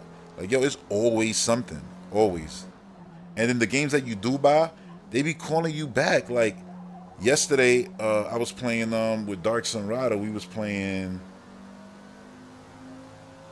what we was playing? Party Animals, matter of fact. And I'm like, yeah, you know, went back to that. And I put into Party Animals, like, I want to say almost 20 hours. But I haven't played it in like a week. Or a week and a half. Went back to it. And I was just like, This game is mad fun, but there's mad stuff to play. Play Fortnite, I play that. I play, I haven't even played Forza Horizon in a minute. The last Forza I played was this, what you're watching right now. And, yeah, there's just so many games. Like Splatoon, they did thing, they Splatfest stuff. Like, there's always something trying to pull you away to play something else. Like, it's the craziest time to me. Period. There was never a time like this. And the truth is, and this is factual, gaming is young enough where you could say most of y'all, like, you know what I'm saying? Most people, most gamers, I'm talking about all gamers, most of them was too damn young to even experience that many games like they could right now. What Game Pass allowed you to experience, you couldn't even afford. Stop lying. And even if you could, there wasn't even that many quality games to come out to match what you're seeing right now. If you was even, you know, rich and could afford everything. It's like, bro, there wasn't, the IPs weren't even that you know, I don't know what's the word to use. The IPs weren't even that cultured yet. Let's just say that. Like, there wasn't enough stuff to make, you know, all the greatness that would happen that put us where we are right now, while Mario is as good as it is, or all the Metroidvania games and stuff like that. You know, we got that through years of just, 2D gaming culture just adapting and stuff. Like, back then you had a Castlevania, a Zelda, a Mario, or maybe two at the time, you know? And they were probably different, because you probably had Mario Bros. And then you probably had Super Mario Brothers, you know? It's like, dude, it wasn't the same. Or even if you want to go through the Super Nintendo and stuff like that, and then you want to even go to the PS2 and stuff like that, I still say throughout that generation, it doesn't match what it is today. The accessibility, none of it. I think everything is better now. Yeah, if you just have Game Pass, you set. Like, I could be good just off Game Pass. And nothing else. I mean, that's basically what it is. I play Nintendo first party games, right? Probably every quarter of the year I'm playing something from Nintendo, right? Like, it was I don't even know what was this year. Was Kirby this year? I don't know. Should be blending in at this point. But a ton of stuff. But Zelda I'm still not even done with. But it's a lot of stuff. And from Zelda, Pikmin, Mario, and now like, you know, next year you already got games lined up. But it's like, you look at what Xbox Game Pass provides. From a Hi-Fi Rush, literally every week you had something. It was like, oh yeah, Wulong, this came out that week, and then the next week it was something else. Then Planet Online that came out, and it was just game after game after game after game, dude. Like, it's just crazy. Game Pass, that's what I said. Like, whenever I hear like gamers be like, oh yeah, I don't really care about Game Pass, I'm like, listen, I get it. If you like, oh yeah, you know, I'm just gonna play the one game I'm gonna buy $60. I'm gonna just play Zelda this year. And Mario and Pikmin, right? Let's say that those were the games you were gonna play, and say, yeah, I'm gonna just play those. I'm all right. So you just in a Nintendo bubble, cool. Ain't nothing wrong with that. Fine. If you're a Sony guy and was like, yeah, I'm just gonna play Final Fantasy 16, and I'm gonna play Spider-Man, fine. Then you in your Sony bubble, for the most part, right? And then if you a super casual gamer, where he's like, nah, I'm just gonna play Madden. I'm gonna play 2K, and then I'm gonna play Call of Duty. You know, it don't matter what hardware, wherever those are available, that's what I'm gonna play. You know, and I'll just go, yeah. That's a super rigid, you know, gamer. Like, but if you actually want to play video games, a lot of video games all throughout the year, try video games, test video games, even rent, you know, video games, or buy video games after trying them. So it's like, yeah, I get to try a game, play it, like it, and then when I buy it, I get it with that Game Pass discount, and I own it on the console that does the best backwards forward compatibility on the market. I mean, yeah, Game Pass, it's right there. You hear people talk about, yo, Cocoon is great, cool, it's available everywhere, but you could have just played it in your Game Pass service, you know. Same thing with High on Life, you know. Same thing with stuff like Wulong, Payday. Like Payday, the Game Pass release crashed that server on everything. Like it was just unplayable. Like broke that game on everything because so many players from Game Pass downloaded that game. I downloaded that game, but once I saw you had to make a password and the thing to their website, I didn't do it because I said I hate when games do that. Like I get if you're a big publisher, like Activision, you got your Activision account, EA, Ubisoft. All right, fine. I get those Capcom. Like I got my Capcom account, got it, because there'll be games that they make that it's like a variety of games, so you set with that. But it's like just for a single game, I hate that, so I never do it. So I was like, I ain't playing it unless they remove that. But anyway, like there's too many benefits, to Game Pass to me. Like I said, Game Pass is way worth what they charge a month. Way more. It's worth way more than what they charge a month. So when they be like, they'll raise the prices. I'm like, to what? When does it become not worth it? At 60? Because every month they put in multiple $60 games. I'm just saying, I'm not trying to pay $60 a month. I want this shit to become cable. Whereas, that's like my cable service right there, Game Pass. Like, nah, I don't want that. It feels like everything is going up. I just saw Apple today. Apple's going up from the $8 to $10 now. I'm like, I don't even got enough content for that shit. And I use Apple. Like, I just finished Invasion last night. Show was, slow and mediocre as hell. But Foundation is fire. And I know people like Ted Lasso and the what is it called? The one with Jennifer Aniston and all that. The morning show. I'm like, I don't really watch it, but I still like they pale in comparison to Amazon and Netflix and even Disney. Like when it comes to consistently dropping really good stuff and a lot of it. But yet they up the prices. Netflix up the prices all the time. Like Amazon even up the price of Prime. Thankfully, I get it through my cell phone provider for free. So, but I just look at it like Game Pass is worth mad money for what they provide. Straight up, from the perks you get on the side and things like that. Like it's just worth it. So when I hear people like, I don't really care for that, it's like, dude, it makes your whole gaming life better. So I can't ever accept that complaint. That's just my opinion. Yeah, but I can't accept it because it's not a realistic opinion. But it's an opinion. How would you mean realistic? I'm like, because it's stupid. That's why, because it's done factually. Oh no, that's your opinion, bro. You enjoy this medium called video games. This provides the most of them, highest quality that you can get in any service. New, old, you know what I mean? Like your online is paid all within that when you got ultimate cloud gaming, PC, you know what I'm saying? Like you beyond straight, like bro, it's the best. So I don't understand like how anybody can have like a negative thing to say about it. Like there's no negative that you can say about it. Oh, it hurts a developer. That's been proven time and time again to be bullshit. And the only people who say that are either PlayStation fans or Xbox haters. Whichever one of you're still stupid right now by saying that. Like you sound stupid. You know what I'm saying? Like it's just like you being purposely dumb. And it's like I don't know who you look smart to. Just other people who want to sound stupid. Because it's not a reality. Like, cannibalize the sale. Where was Starfield in the MPD? Number 1. It was in Game Pass on PC. It was on Game Pass on Xbox console. You know what I'm saying? You could play it through the cloud with Game Pass. People still went out and bought it. Still was number 1 and managed to become the number 7 best-selling game of the year already. In one MPD period. Like, that's crazy. You know what I'm saying? It's not as crazy as what Mario about to do when you see it be like number 3 or 2, whatever. It's gonna be crazy. But anyway, it just seems like, a lot of people don't want to live in reality right now. And the reality is that Xbox put their heels deep in the sand of video games and say, we were a software company, so this is what we're gonna do.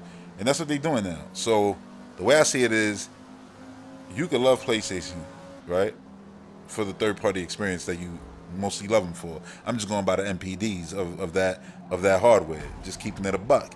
But you could love Nintendo, right, for their amazing first-party games that they provide, right?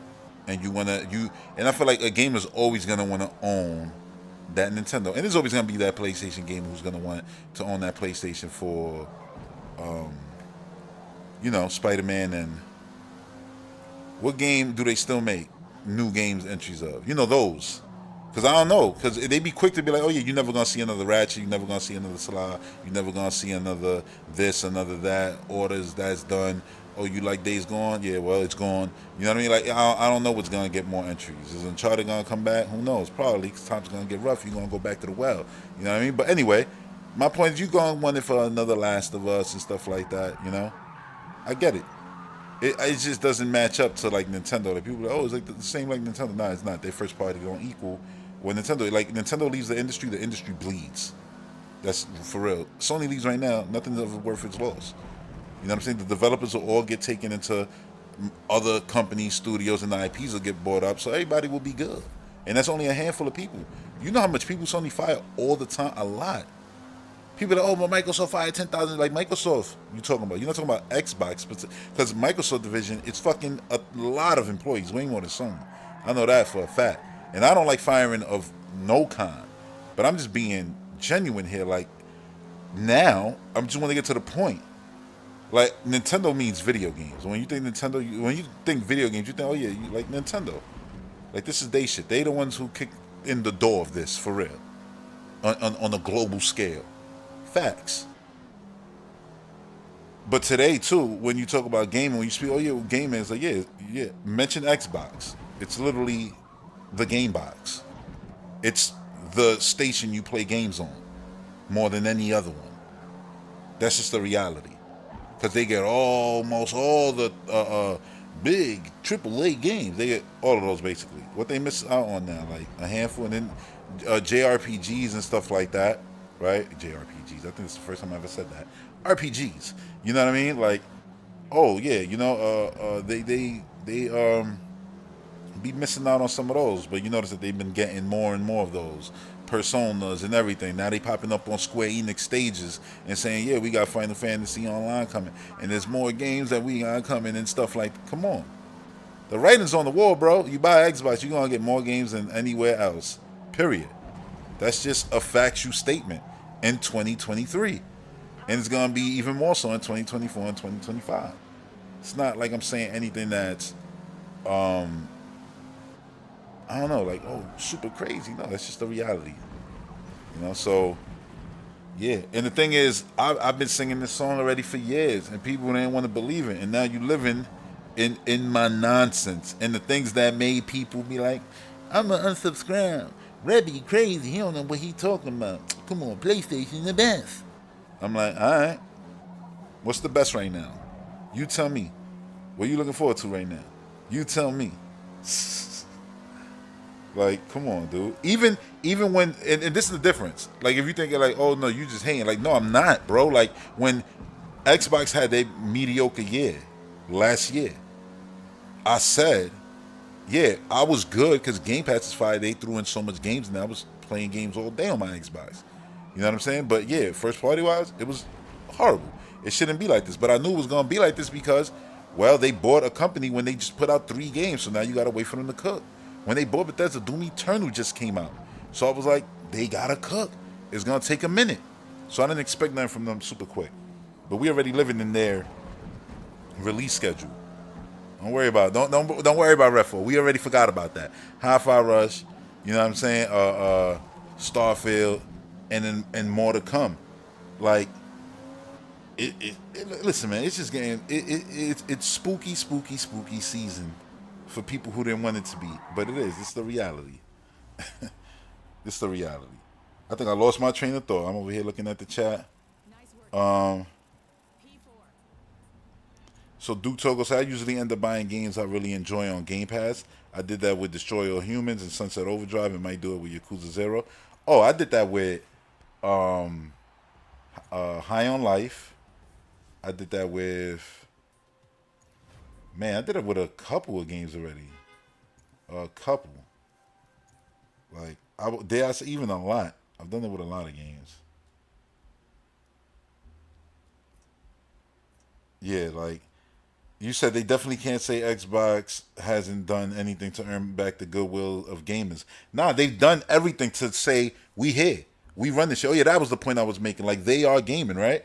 So they definitely have done that. and what gamers have responded with, and it's not gamers, because as you can see, they're up everywhere. They are more active users than PlayStation and Nintendo right now, you know, monthly and all that. So gamers have responded, but the ones who were the most loudest, and I'm gonna throw in my Nintendo people under this too. Like, you had Nintendo guys and PlayStation guys being like, we just want to see them compete. Once they started, not like this. Nintendo fans got over it quick because Nintendo is like, y'all ain't affecting us. Because a lot of times we didn't even get those games. And that was like, Microsoft be good with us. They threw the Ori shit at us, which is 10 out of 10. We ain't even asked for it.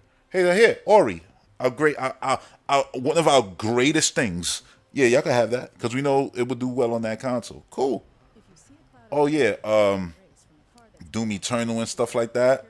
That's their stuff too. But then also Minecraft. That's the best third-party game, the best-selling third-party game on Nintendo hardware, right? And in Japan and all that. That's why Microsoft got a foothold in Japan. People, they got no foothold in Japan. Oh, now they do, just not on their own box. Minecraft is huge over there.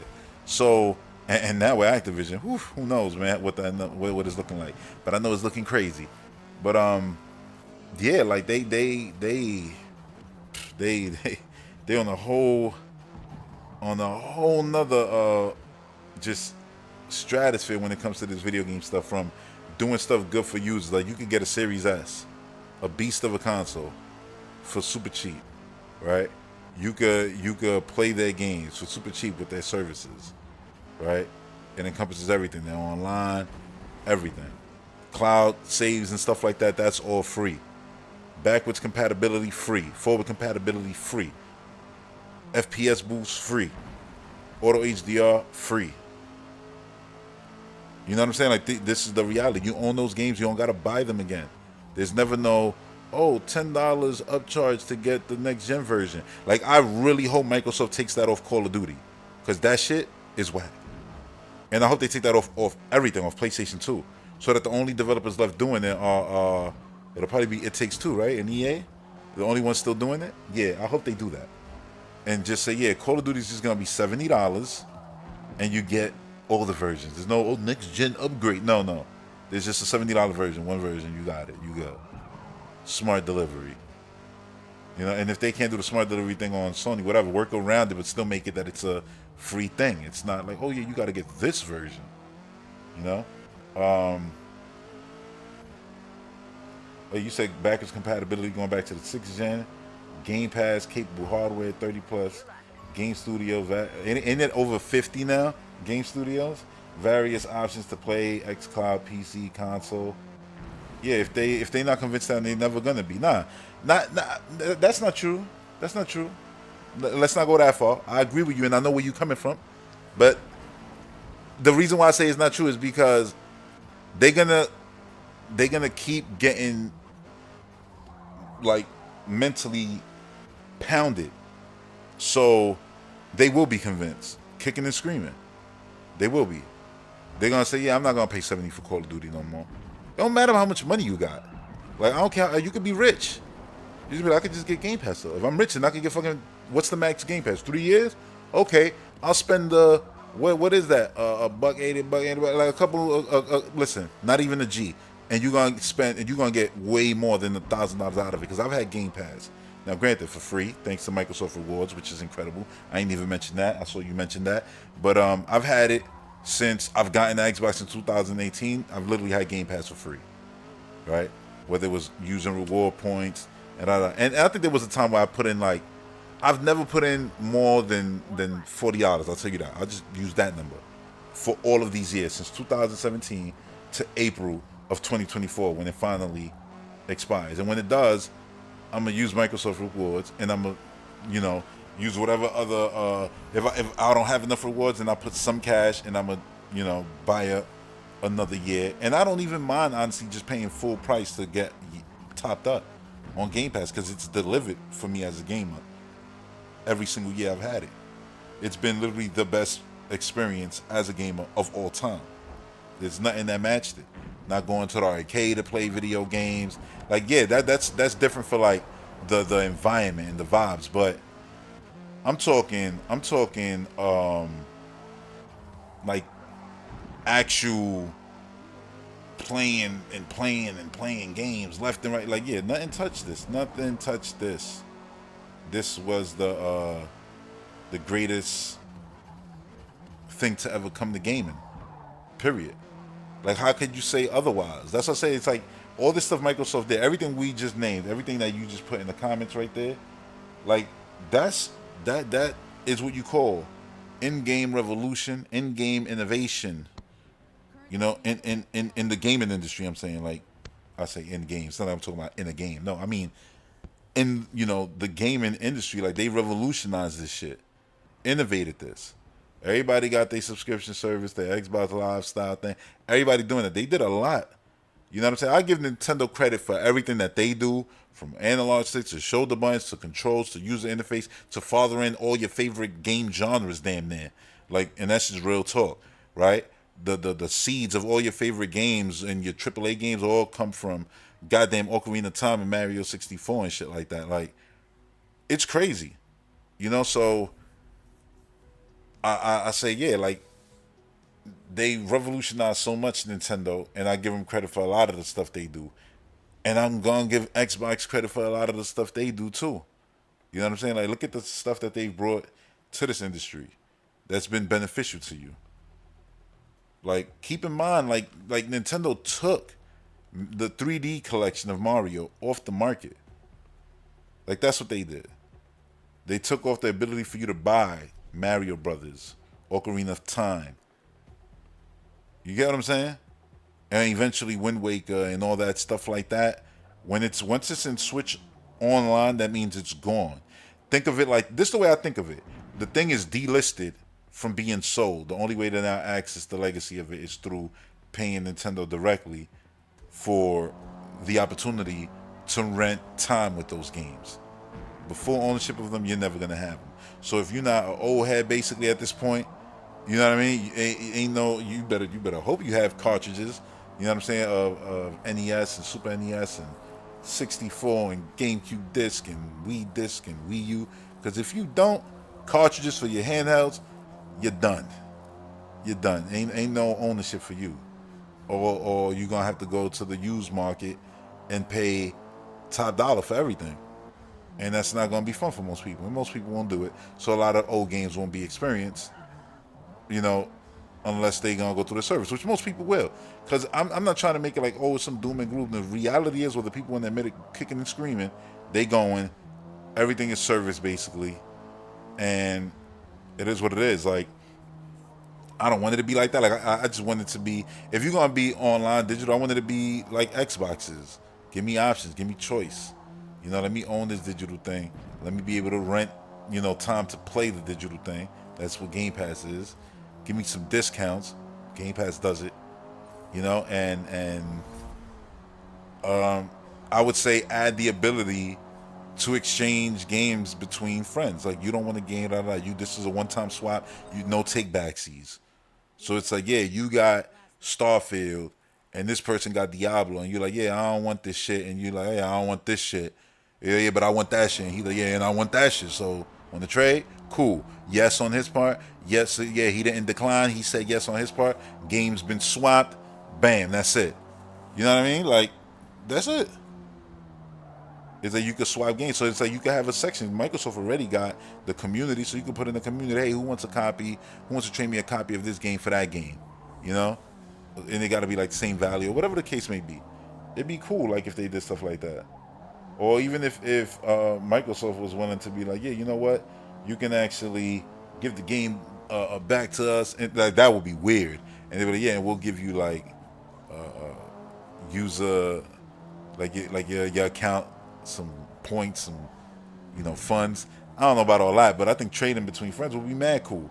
And that's like the last real thing that's missing for a digital game. Yeah, you say you have no problem saying all three of the manufacturers did something to push gaming forward. I mean, I have no problem saying that either. But I don't know what Sony did, though. I'm really trying to figure it out. I'm trying to think. Was it the PlayStation Move? Was it the analog stick? I mean, you can say, oh, they added two. I'm like, GoldenEye had dual analog sticks. I'm just saying people didn't know, but they did. But I don't think using CDs is like some revolution because it was already being done. You know what I'm saying? It was already, even Nintendo, hell, that's the whole thing, right? Like the Super Nintendo disc system and all that, like that led to the PlayStation.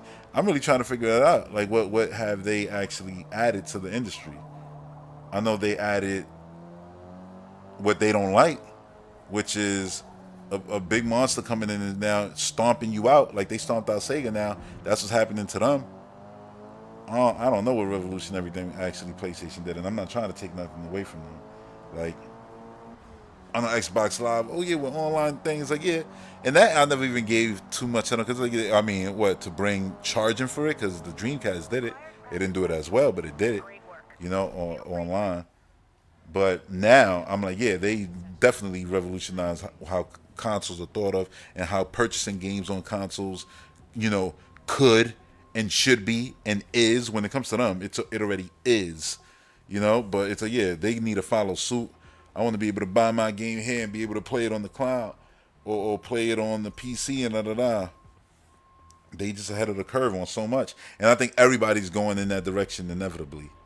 Because when they look at all the money Microsoft is going to be, well, they're already making, but going to be making even more so, they're going to say, yeah, like, us doing this old way, like what started in the 80s, where we put out a box and then put out things on this, and this Waldorf Garden, yeah, this ain't it no more.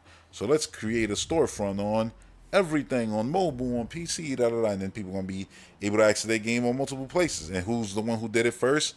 And it'll be decades if you go by Nintendo's, you know, catching up with online stuff. It'll be Xbox who did it. They was the ones who did it. They pioneered it. And it's a massive thing in gaming. It's not just like, oh, some small thing. No, it's as big as anything ever was done that's ever been done in this medium. To say, yeah, like, and it's crazy to have a company be actually trying to do stuff and genuinely be like, listen, a lot of these haters, they go, oh yeah, they're a good guy Microsoft. Yeah, y'all made a meme, right? An insult to say good guy Microsoft because they were legitimately being good guys. Because y'all were like, oh yeah, when the shoe gonna drop? And now this has been going now for 5 years. So when do you say, oh yeah, good guy Microsoft, and actually say, oh no, you know what, good guy Microsoft, I went ahead and caught me one of those. Because they actually, you know, good to their customers. Yeah, good guy Microsoft. You notice you don't hear that as much no more, right? Because now it legitimately is true, while Sony's on the other end looking like bad guy Sony. You're firing all your employees, top people, not delivering on the software. The console is trash. So far, we got to put out new parts. This is the new version. This is the 3.0 version of the PlayStation 5. Now we're going to get rid of this one and put out this one. And it's still going to have a trash stand and another trash stand. And now you got to pay for one of these trash stands. Like, it's just a trash console design. It's weird. I don't know who this Sony is. I'm like, listen, this is, and I've said this from the beginning, this is weird. And nobody, you know, y'all ain't going to say nothing. Like, this shit is goofy. Oh, y'all ain't going to say nothing? And now it's like writings on the wall for real, for real. Like, oh, wait. This is a sky is falling moment for Sony, but numbers are up. Yeah, because people who don't know, they just gonna buy to play Madden and Call of Duty and all that. That's what they do. Like I've always said, Sony sells consoles because, oh yeah, I just gonna buy a PlayStation. It's not anything that they like Sony PlayStation is particularly doing with their software that's making people run out and buy it. Now I'm not saying Spider-Man ain't special, but Spider-Man is Spider-Man. It's Spider-Man IP in the era of Spider-Man movies being the top superhero shit, and they just happen to have that exclusive right now. If Spider-Man was on Xbox, that's what it would be doing. The same damn thing. If it was on Nintendo, the same damn thing. They got Spider-Man. A third-party IP. Oh, they own the movie right. A third-party IP. That's all I'm going to say. Like, come on. Come on. You said you was going to say that PlayStation was the first to introduce backwards compatibility, but Atari beat them. Didn't Game Boy do it too? Game Boy to Game Boy Color, you could count that. Then Game Boy Advance. I mean, I mean, that's crazy. Yeah, they definitely weren't the first at that. And that's how I just look at it. It's like, dude, like at what point do people realize, yo, Xbox been here since 2001? They ain't going nowhere. Xbox got now. literally. Like people like first party this, first party that. You can't even do that. And with I mean, when I'm not talking about Nintendo. I'm talking about PlayStation first party. Like, bro, they own Wolfenstein, iconic, Flight Simulator, legendarily old. You know what I'm saying? This goes back to what, the 80s. I'm like, they own Doom, Diablo, Elder Scrolls, Skyrim, now Starfield too. You know what I mean? Like stuff like they own World of Warcraft, Call of Duty. These are the biggest, iconic, legendary, classic, OG franchises. They own all of those. They literally have a Nintendo IP war chest now of a roster of just IPs is there. Like, it's crazy. And then that's on top of the fact that they own Perfect Dark and stuff like Crash and Banjo-Kazooie and Guitar Hero and Tony Hawk, and the list goes on. Quake. Like, it's insane. It's actually insane. And that's what I said. Like, I won't be so quick to say like, oh yeah, you know, those people will never be convinced. They're gonna be convinced when they realize, oh, PlayStation isn't the place where I could just go and get this one box and get everything anymore. Because now most of it is on Xbox. So it's like, if I want Doom, I gotta get an Xbox. If I want Wolfenstein, I gotta get an Xbox. If I want Indiana Jones, I gotta get an Xbox. If I want Skyrim, if I want Elder Scrolls, if I want Outer Worlds, if I want to get that Avowed shit, if I want to get that, like, yo, that's crazy. Yeah, that's the reality. Like, I'm talking about it right now, but we already living it. Starfield was the first. They still crying about not getting Starfield. So what they did, they shit on that game. Fine. What you gonna do? You gonna keep doing that? It's just gonna keep going. Call of Duty's an exclusive now coming out. Oh, but it's not exclusive. My bad. It's first party. That's what I meant. First party. And then this just came out. Motorstorm. Like, it's crazy.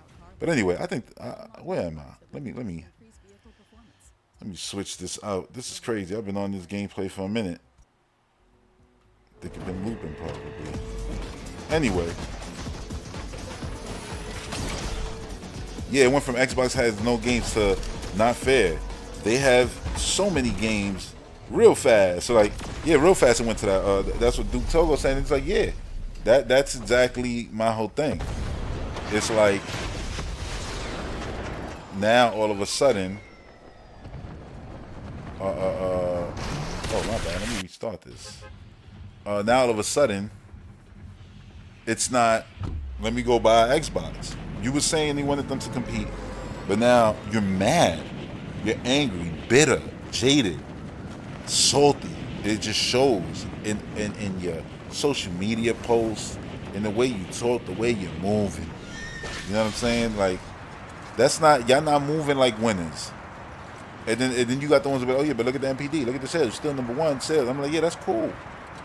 That's cool. But still understand, like, when you, like, more people still playing Xbox, it don't matter about hardware. That's an old metric.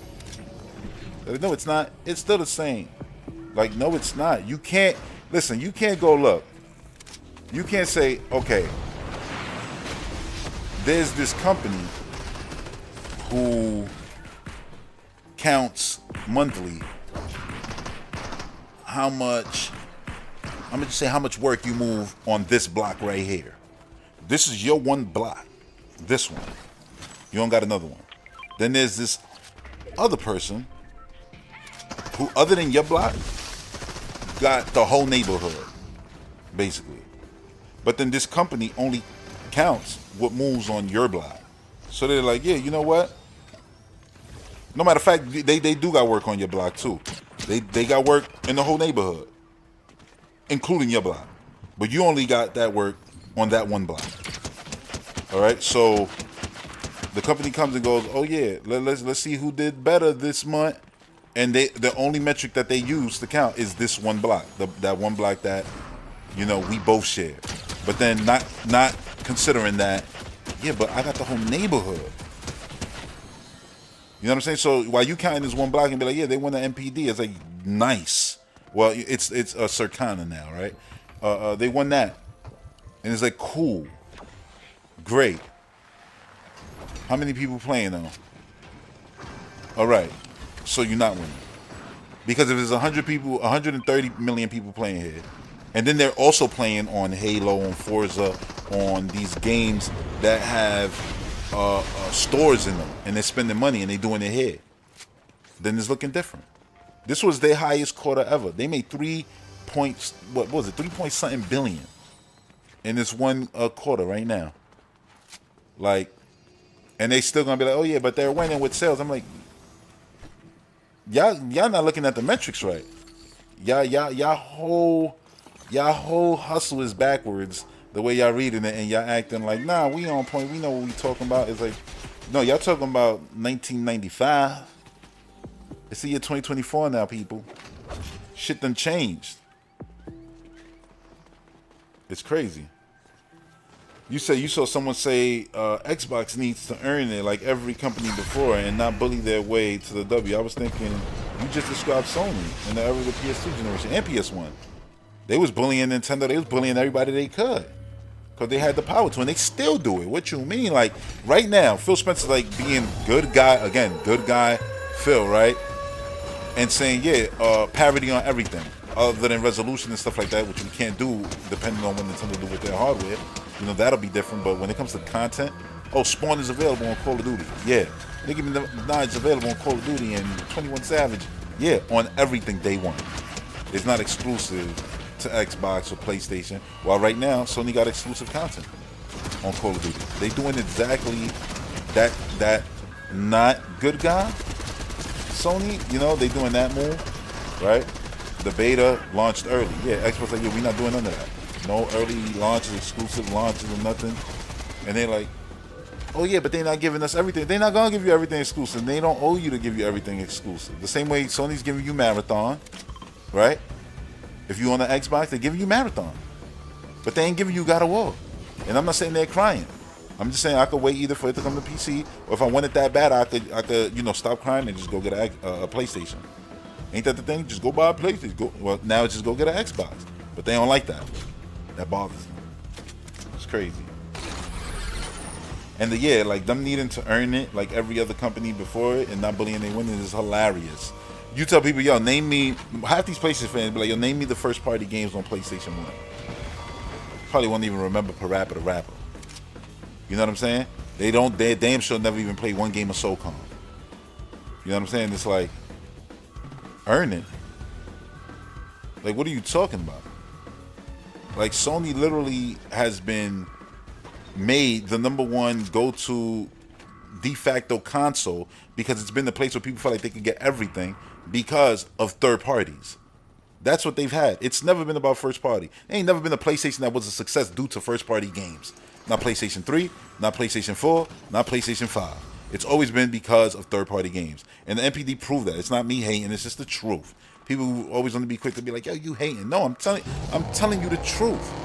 And it's been like that too for any success Xbox had. Mostly also was third party due to them.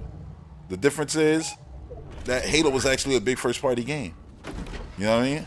Like, in the era when Sony was like, I mean, they had some stuff like SOCOM, but it went away. Halo's still around.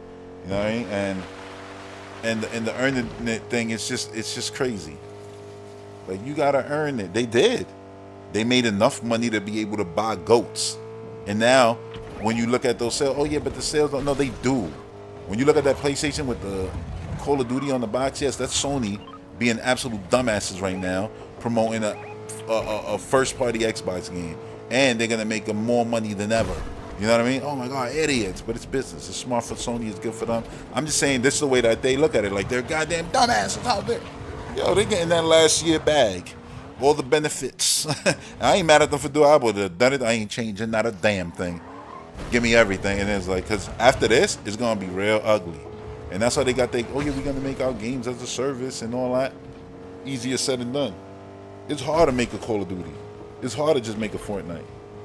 It's hard to even make just a Destiny. You know what I'm saying? But they're going to try. But in trying to do that, they're going to now alienate a lot of that. Oh, yeah, it's about the first parties. But because if you're doing a service game, guess what? You should probably make that multi-plat if you're not on multiple platforms. See, Sony can make, Xbox can make a service game, and they can say, we're in the cloud, we're on PC, and we're on Xbox. we reach everyone right there. And if they not reachable there, then I mean, clearly you got to make some changes, because the Xbox is right there. You can get it a Series X and you can play that game. You know what I'm saying? Like, they know what they're doing, and then that's why people's like, oh yeah, you know how? Oh, you think Starfield's gonna do good? How's it gonna do good when it's, you know, in Game Pass and and then it comes out, it's #1. I'm like, ahead of Final Fantasy and all that, exclusive for PlayStation, exclusive for Xbox, right? Final Fantasy gonna be PC and all that. Yeah, and Xbox did the damn thing, so it's showing like, yeah, their business is working. The strategy is working. And it bothers people that it's like, oh yeah, but it doesn't count because it's not, you know, oh, that was PC sales. Like, bro, it's an ecosystem. And y'all don't want to accept that ecosystems exist. Fine. Spotify shouldn't count nothing. You know, or they should only count what's played on your phone. But if I'm listening to Spotify on my Xbox like I do all the time, it shouldn't count. You know what I'm saying? If I'm listening to Spotify on my PC, it shouldn't count. That's stupid. I'm everywhere. What you talking about? I'm going to count my numbers wherever I'm at. And that's what they don't like. No, but they not playing the same game now. No, they are. They playing 2023. It ain't they for that Nintendo's taking too long to get there, and Sony just like these guys didn't realize like this is where the industry was going. Microsoft just had the foresight to be like, yeah, this is the way. And now they making all this money, and people are like, oh, they crazy. They don't know what they doing. Look at the hardware sales. Like, yeah, they got hardware sales. If they got, listen, if they end the generation with 50 million Xbox sold, that still warrants them making another Xbox. You know what I'm saying? Like, because they're making money hand over fist still. And it's like, bro, Nintendo made a 13 million selling fly in the Wii U. And here we are with Nintendo with 150 million seller. You know what I'm saying? Like, this is what, like you don't just quit. And 50 million is not a score for that place. Like the Xbox 360 only did like, what, 60 or something. That's good. Just because everything ain't hitting, 100 million, don't make it bad. Because again, if you expand and now you everywhere else, you good. And that's what they've done. It's just smart, man. It's a smart strategy that people don't want to accept. Why do I think Sony gave up on experimental games like Journey, Parappa, and Patapon? I'm gonna tell you why. And I'm gonna give you the factual reason. Here's why. You know how Sony is literally the most hungry fucking company out there for your money? You've seen it, right? With PlayStation 5, most expensive console of all time, right? And then they made it more expensive. Their games are the most expensive, right? And then everything that they sell you is just stupid expensive. Okay, yeah, that's why. Because when they saw how much money they got off of Uncharted, off Last of Us, they said, yeah, then why are we making this bullshit? For the same reason Jim Ryan told us to our faces, why would you want to play that shit? That old stuff. They don't value none of that shit. Oh, artsy, cutesy indie games. They used indie games and then they pretty much shitted on indie games. Like when the PS4 was coming out and it had nothing, and then they used indie games, you know what I'm saying, to pad out its list of games. You know what I mean? Like there was a time that was during the PS4, but they were real quick to be like, yeah, screw all that. It's all about these big first party, big AAA, big blah, blah.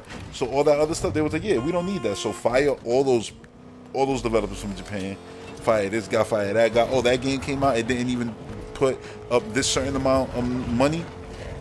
Fire the whole team. Like, it's not even like, oh yeah, then that's bad. Just, all right, let's move on to the next game, try again. No, it's fire them. That's why there's nobody to make those games anymore. They don't have that manpower anymore. Sony barely got any first-party developers to make anything worthwhile. That's why their lineup is scarce. That's why they just put on a bunch of shows that would have included what's coming in 2024. And there was stuff, but most gamers feel like there was nothing. And that's your 24 lineup. That's what it is. You get new Nintendo hardware, new 3D Mario from Nintendo next year, from Xbox. Well, you already know. You saw their showcase. It's game after game after game. And then the games that you did get, a lot of them are still going to be getting content. Like Starfield isn't even the game that it's going to be a year from now, 2 years from now, let alone 2 years from now. You know, Forza will be getting more content. Right. They got a lot. Halo just had its best season drop. And numbers is up all around. And now people talking like, yo, Halo saved. I'm like, well, they didn't quit on it. They don't quit on nothing. They didn't quit on Sea of Thieves or nothing. Hell, the servers for goddamn Bleeding Edge is still up for crying out loud on Xbox. You know what I'm saying? Like, it's just a different company who's doing things way different, way better. And to bring it back full circle, right? Iwata, right? He was a game developer, designer, whatever. You know, he worked on actual games. He liked actual video games. And Phil Spencer actually plays video games, can sit down and have a conversation about video games for real. And you've seen it do it multiple times. So he understands this. He understands when we think shit is lame, when it's whack, even if they can't change it instantly. He understands, oh yeah, this is whack, we fucking up. And that's the difference. It's actually having a gamer in charge of a game company is super helpful. And that's not the case with Sony right now. You know what I'm saying? And it shows. It absolutely shows. Remember the Xbox Live? Oh yeah, they were gonna take Xbox Live and raise the plot. They was like, you know what? Gamers would prefer we just get rid of this and just do this core thing and make it all Game Pass. You get a few games here, curated games every year if you just wanna you know, have your little online. That's it. Like they just did it better. They listened to the community and then they just pivoted, adapted. And they doing surveys all the time. And I'm telling y'all, I've been, listen, since 2018 when I got the One X and I became inside and all that, and then you could send like requests and things like that. Yo, they legitimately listen. Legitimately. And you might think like, yo, you wildin'. I'm telling you, I've seen things in the OS where I've messaged them and then that thing changed. And I'm like, did I do that? From that message? And I'm gonna give you another example right now. Hold up. Let me pause this. Let me bring back my Xbox. Alright. Watch this. Home. Alright. When they updated the Xbox, you know, with this, you know, sleeker design, my one complaint, which is still one of my complaints, is that you only can have two of your many, you know, groups. Like I got all these groups, and before they could all be on the home screen. They can't be, right? Right now, it's just these two, my games and media. But if I want my legacy or my old games, I'll go to that, and then I got my quick, you know, that's quick resume. But then I got my easy access just for like, you know, my entertainment stuff. For the most part, right? So here, before you were able to like customize this, and then you couldn't when this new, you know, this new sleeker design came out. And I was like, that's lame, because if I want to move games around here, I should be able to. So what you had to do, you either had to go all the way to your games, you know, and then well, let me not do that. Go to groups, right? And then you would move your groups around, like your games around. Right, so you see Fortnite, I put it there, it's third now. So then when I come back, it's right here, it's third. You either have to do it like that, or you could do it right here. Which I thought, all right, well, that's better. I still would rather do it on the home screen, but I can actually move it here and fix it here, right? And I said, all right, that's cool. So it's not that serious. But I messaged them, and I said, like, you know, I would like to have the ability to still be able to move the games here.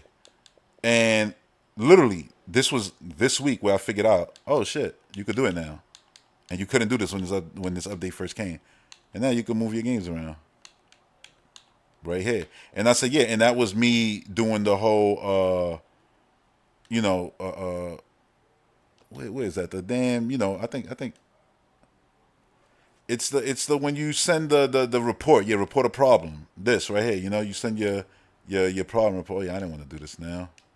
Oh, all right. So anyway, yeah. So and they changed it, and you might look at it like, oh, I'm just giving you one example of a little thing. They've done things in the store and everything that has been also like really cool little things that they did, like with like I forgot what they did. They did something here too that I really like with your list. I can't remember what it was no more. But I think them telling you right at the front, like how many things are on sale, 9 items on your list are on sale. You see like Red Dead right here, on sale. Yeah, see, I'm ready right here. I'm ready for these two. But no, damn, $3.99. I got Steam World Dig on PC. I got it on Switch. Not Switch. Yeah, Switch. I was about to say Wii U. Got a lot. Oh, Ollie's on sale. But anyway, the point is they'll tell you, like, oh, what's on sale? $6 for all the Genesis games? Oh, yeah, this Genesis collection is crazy, by the way. They got so much stuff. Like, watch. Watch this trailer real quick. Actually, I'm gonna turn off the audio. Well, I don't know. I don't think the audio. It don't matter if the video gets a copyright. Not a strike, but a little like, oh, you know, copyrighted music. I don't care. Because I don't make no money off my YouTube channel isn't monetized anyway. So, yeah, like, this game got a bunch of Sega classics.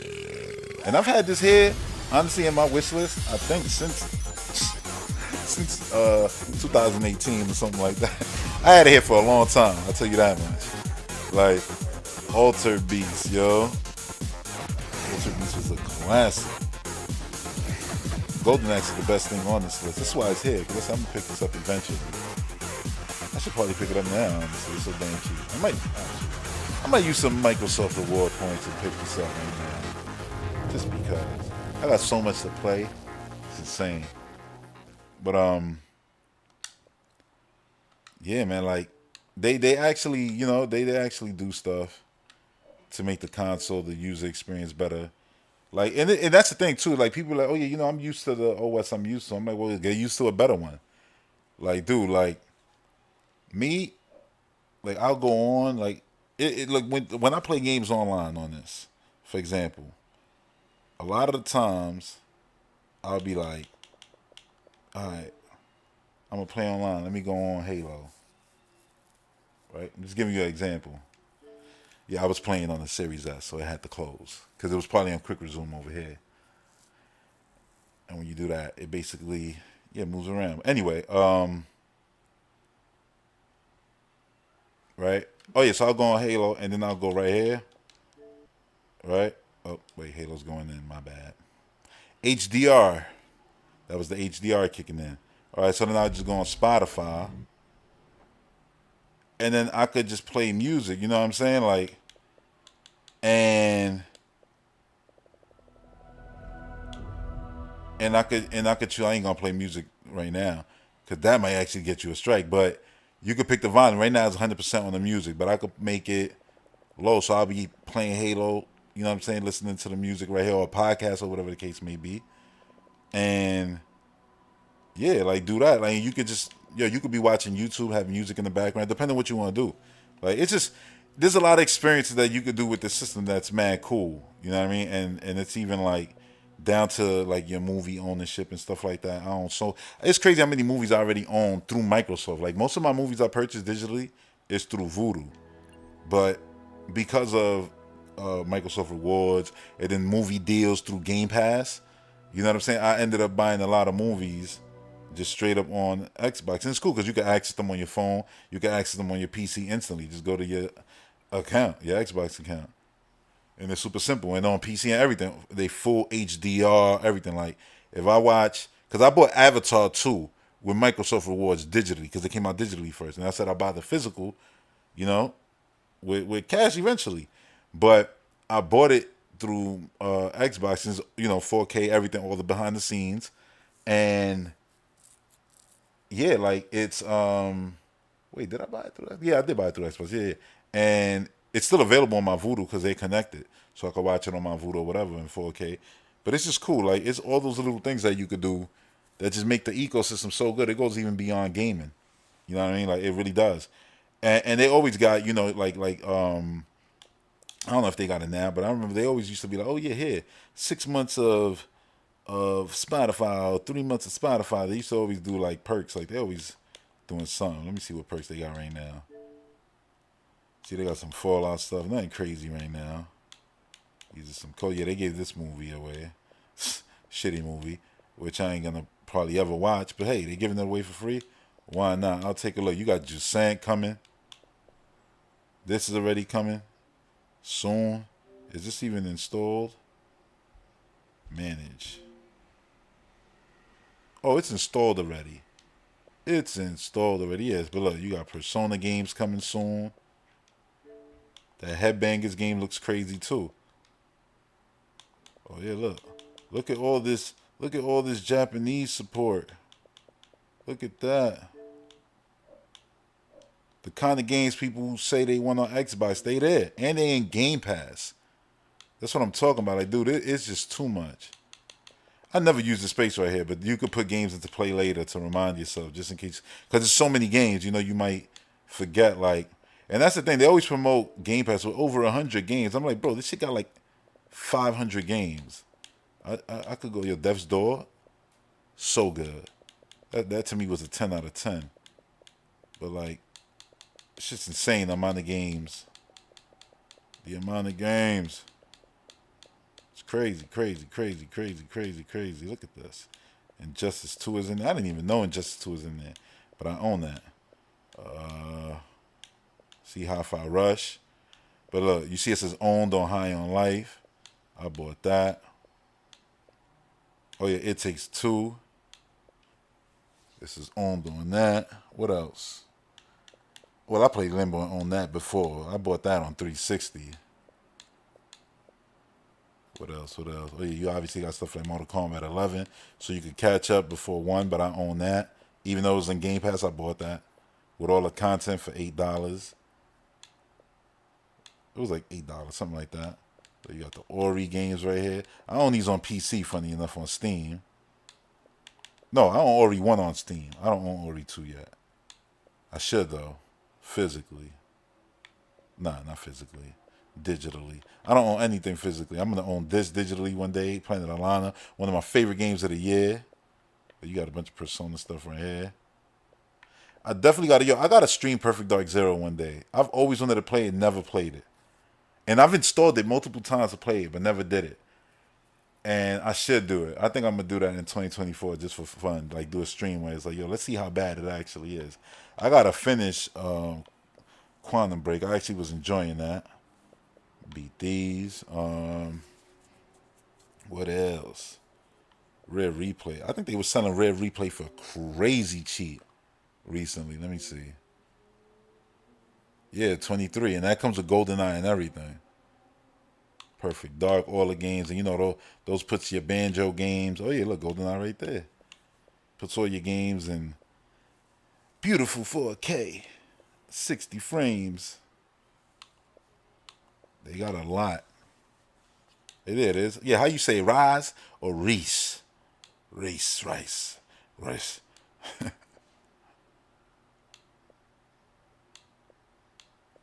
They don't stop. Like, I'll just keep going. Look, Starfield, Squadrons, Battlefront. Because remember, you got a lot of the EA games in there.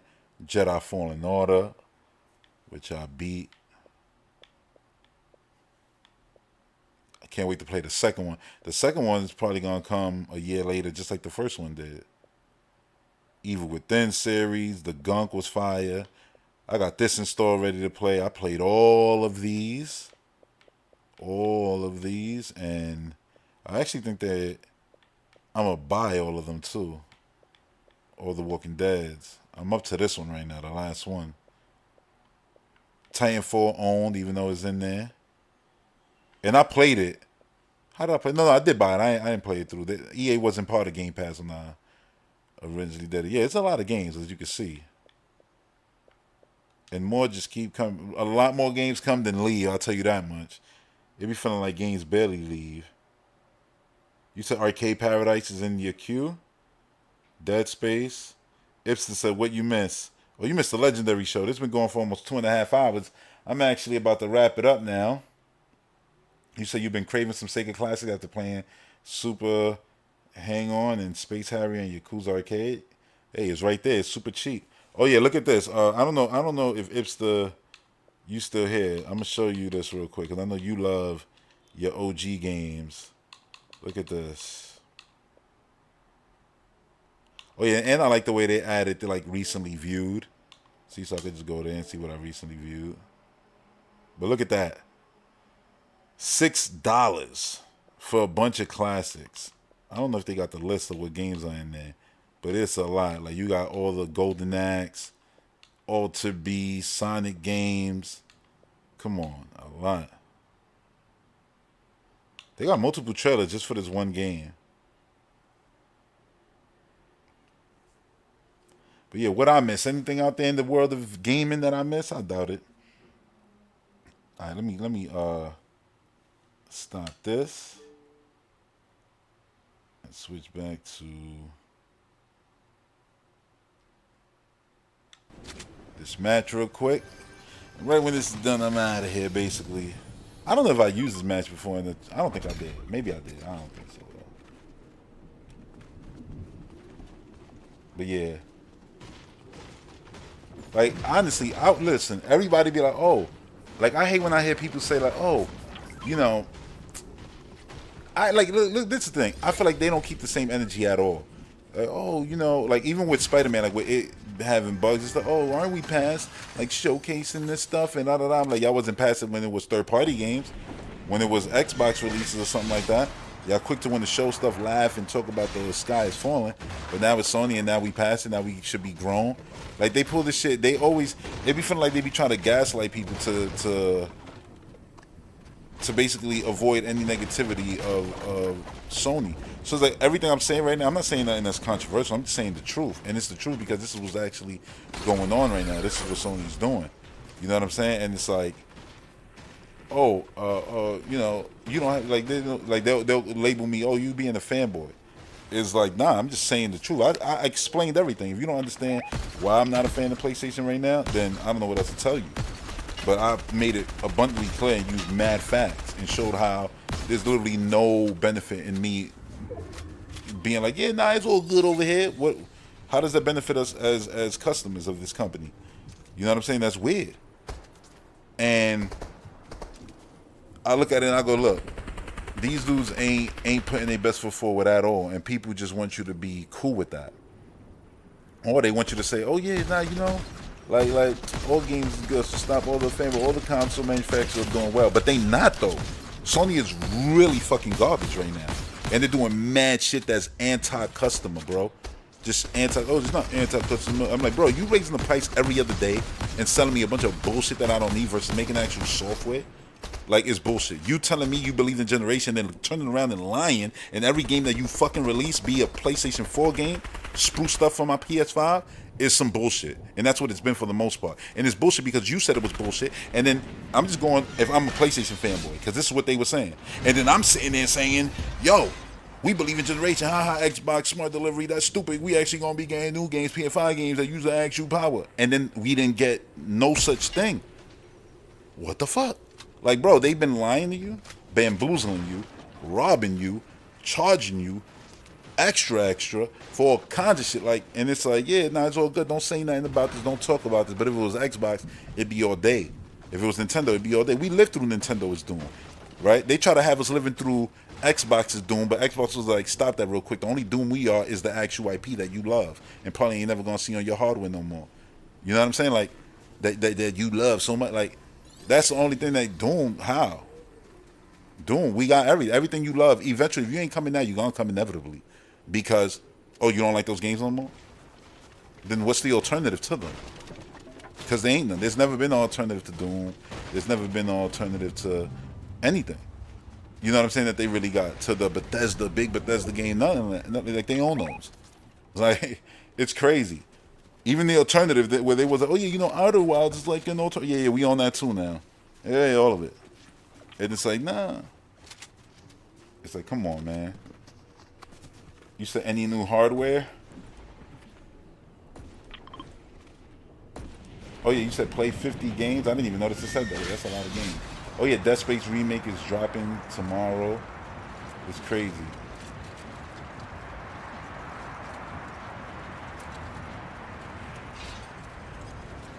It's crazy, man. It's absolutely nuts how, like, people just be lying. And it's not even to their benefit. It's to their detriment. Because it's like, no, I grew up with this thing, so I gotta love it forever. Like, you really don't. You really don't. If it's not delivering no more, it's time to move on. And they ain't delivering no more. Oh, Spider-Man just came out. I mean, that's one game. You usually went 12 months in the desert. Now, I had third-party games. I know. I'm just talking the way y'all talk. Those don't count. Remember, Xbox had no games. They got all the same third-party games, but Xbox had no games. Now they got all the third-party games, all the first-party games, and then some. So what is it now? So PlayStation don't got no games? See? But then this bothers them. Because they go, oh, why you using our shit against us? No, because y'all can't have this energy for years and shit on Xbox, right? And then when y'all fall into the worst of time, worse than anything Xbox has ever done, then y'all be like, oh, nah, it's all good sales. Or nah, start moving goalposts. Like, nah, man. Nah, y'all gonna get it. And we gonna laugh. And we gonna...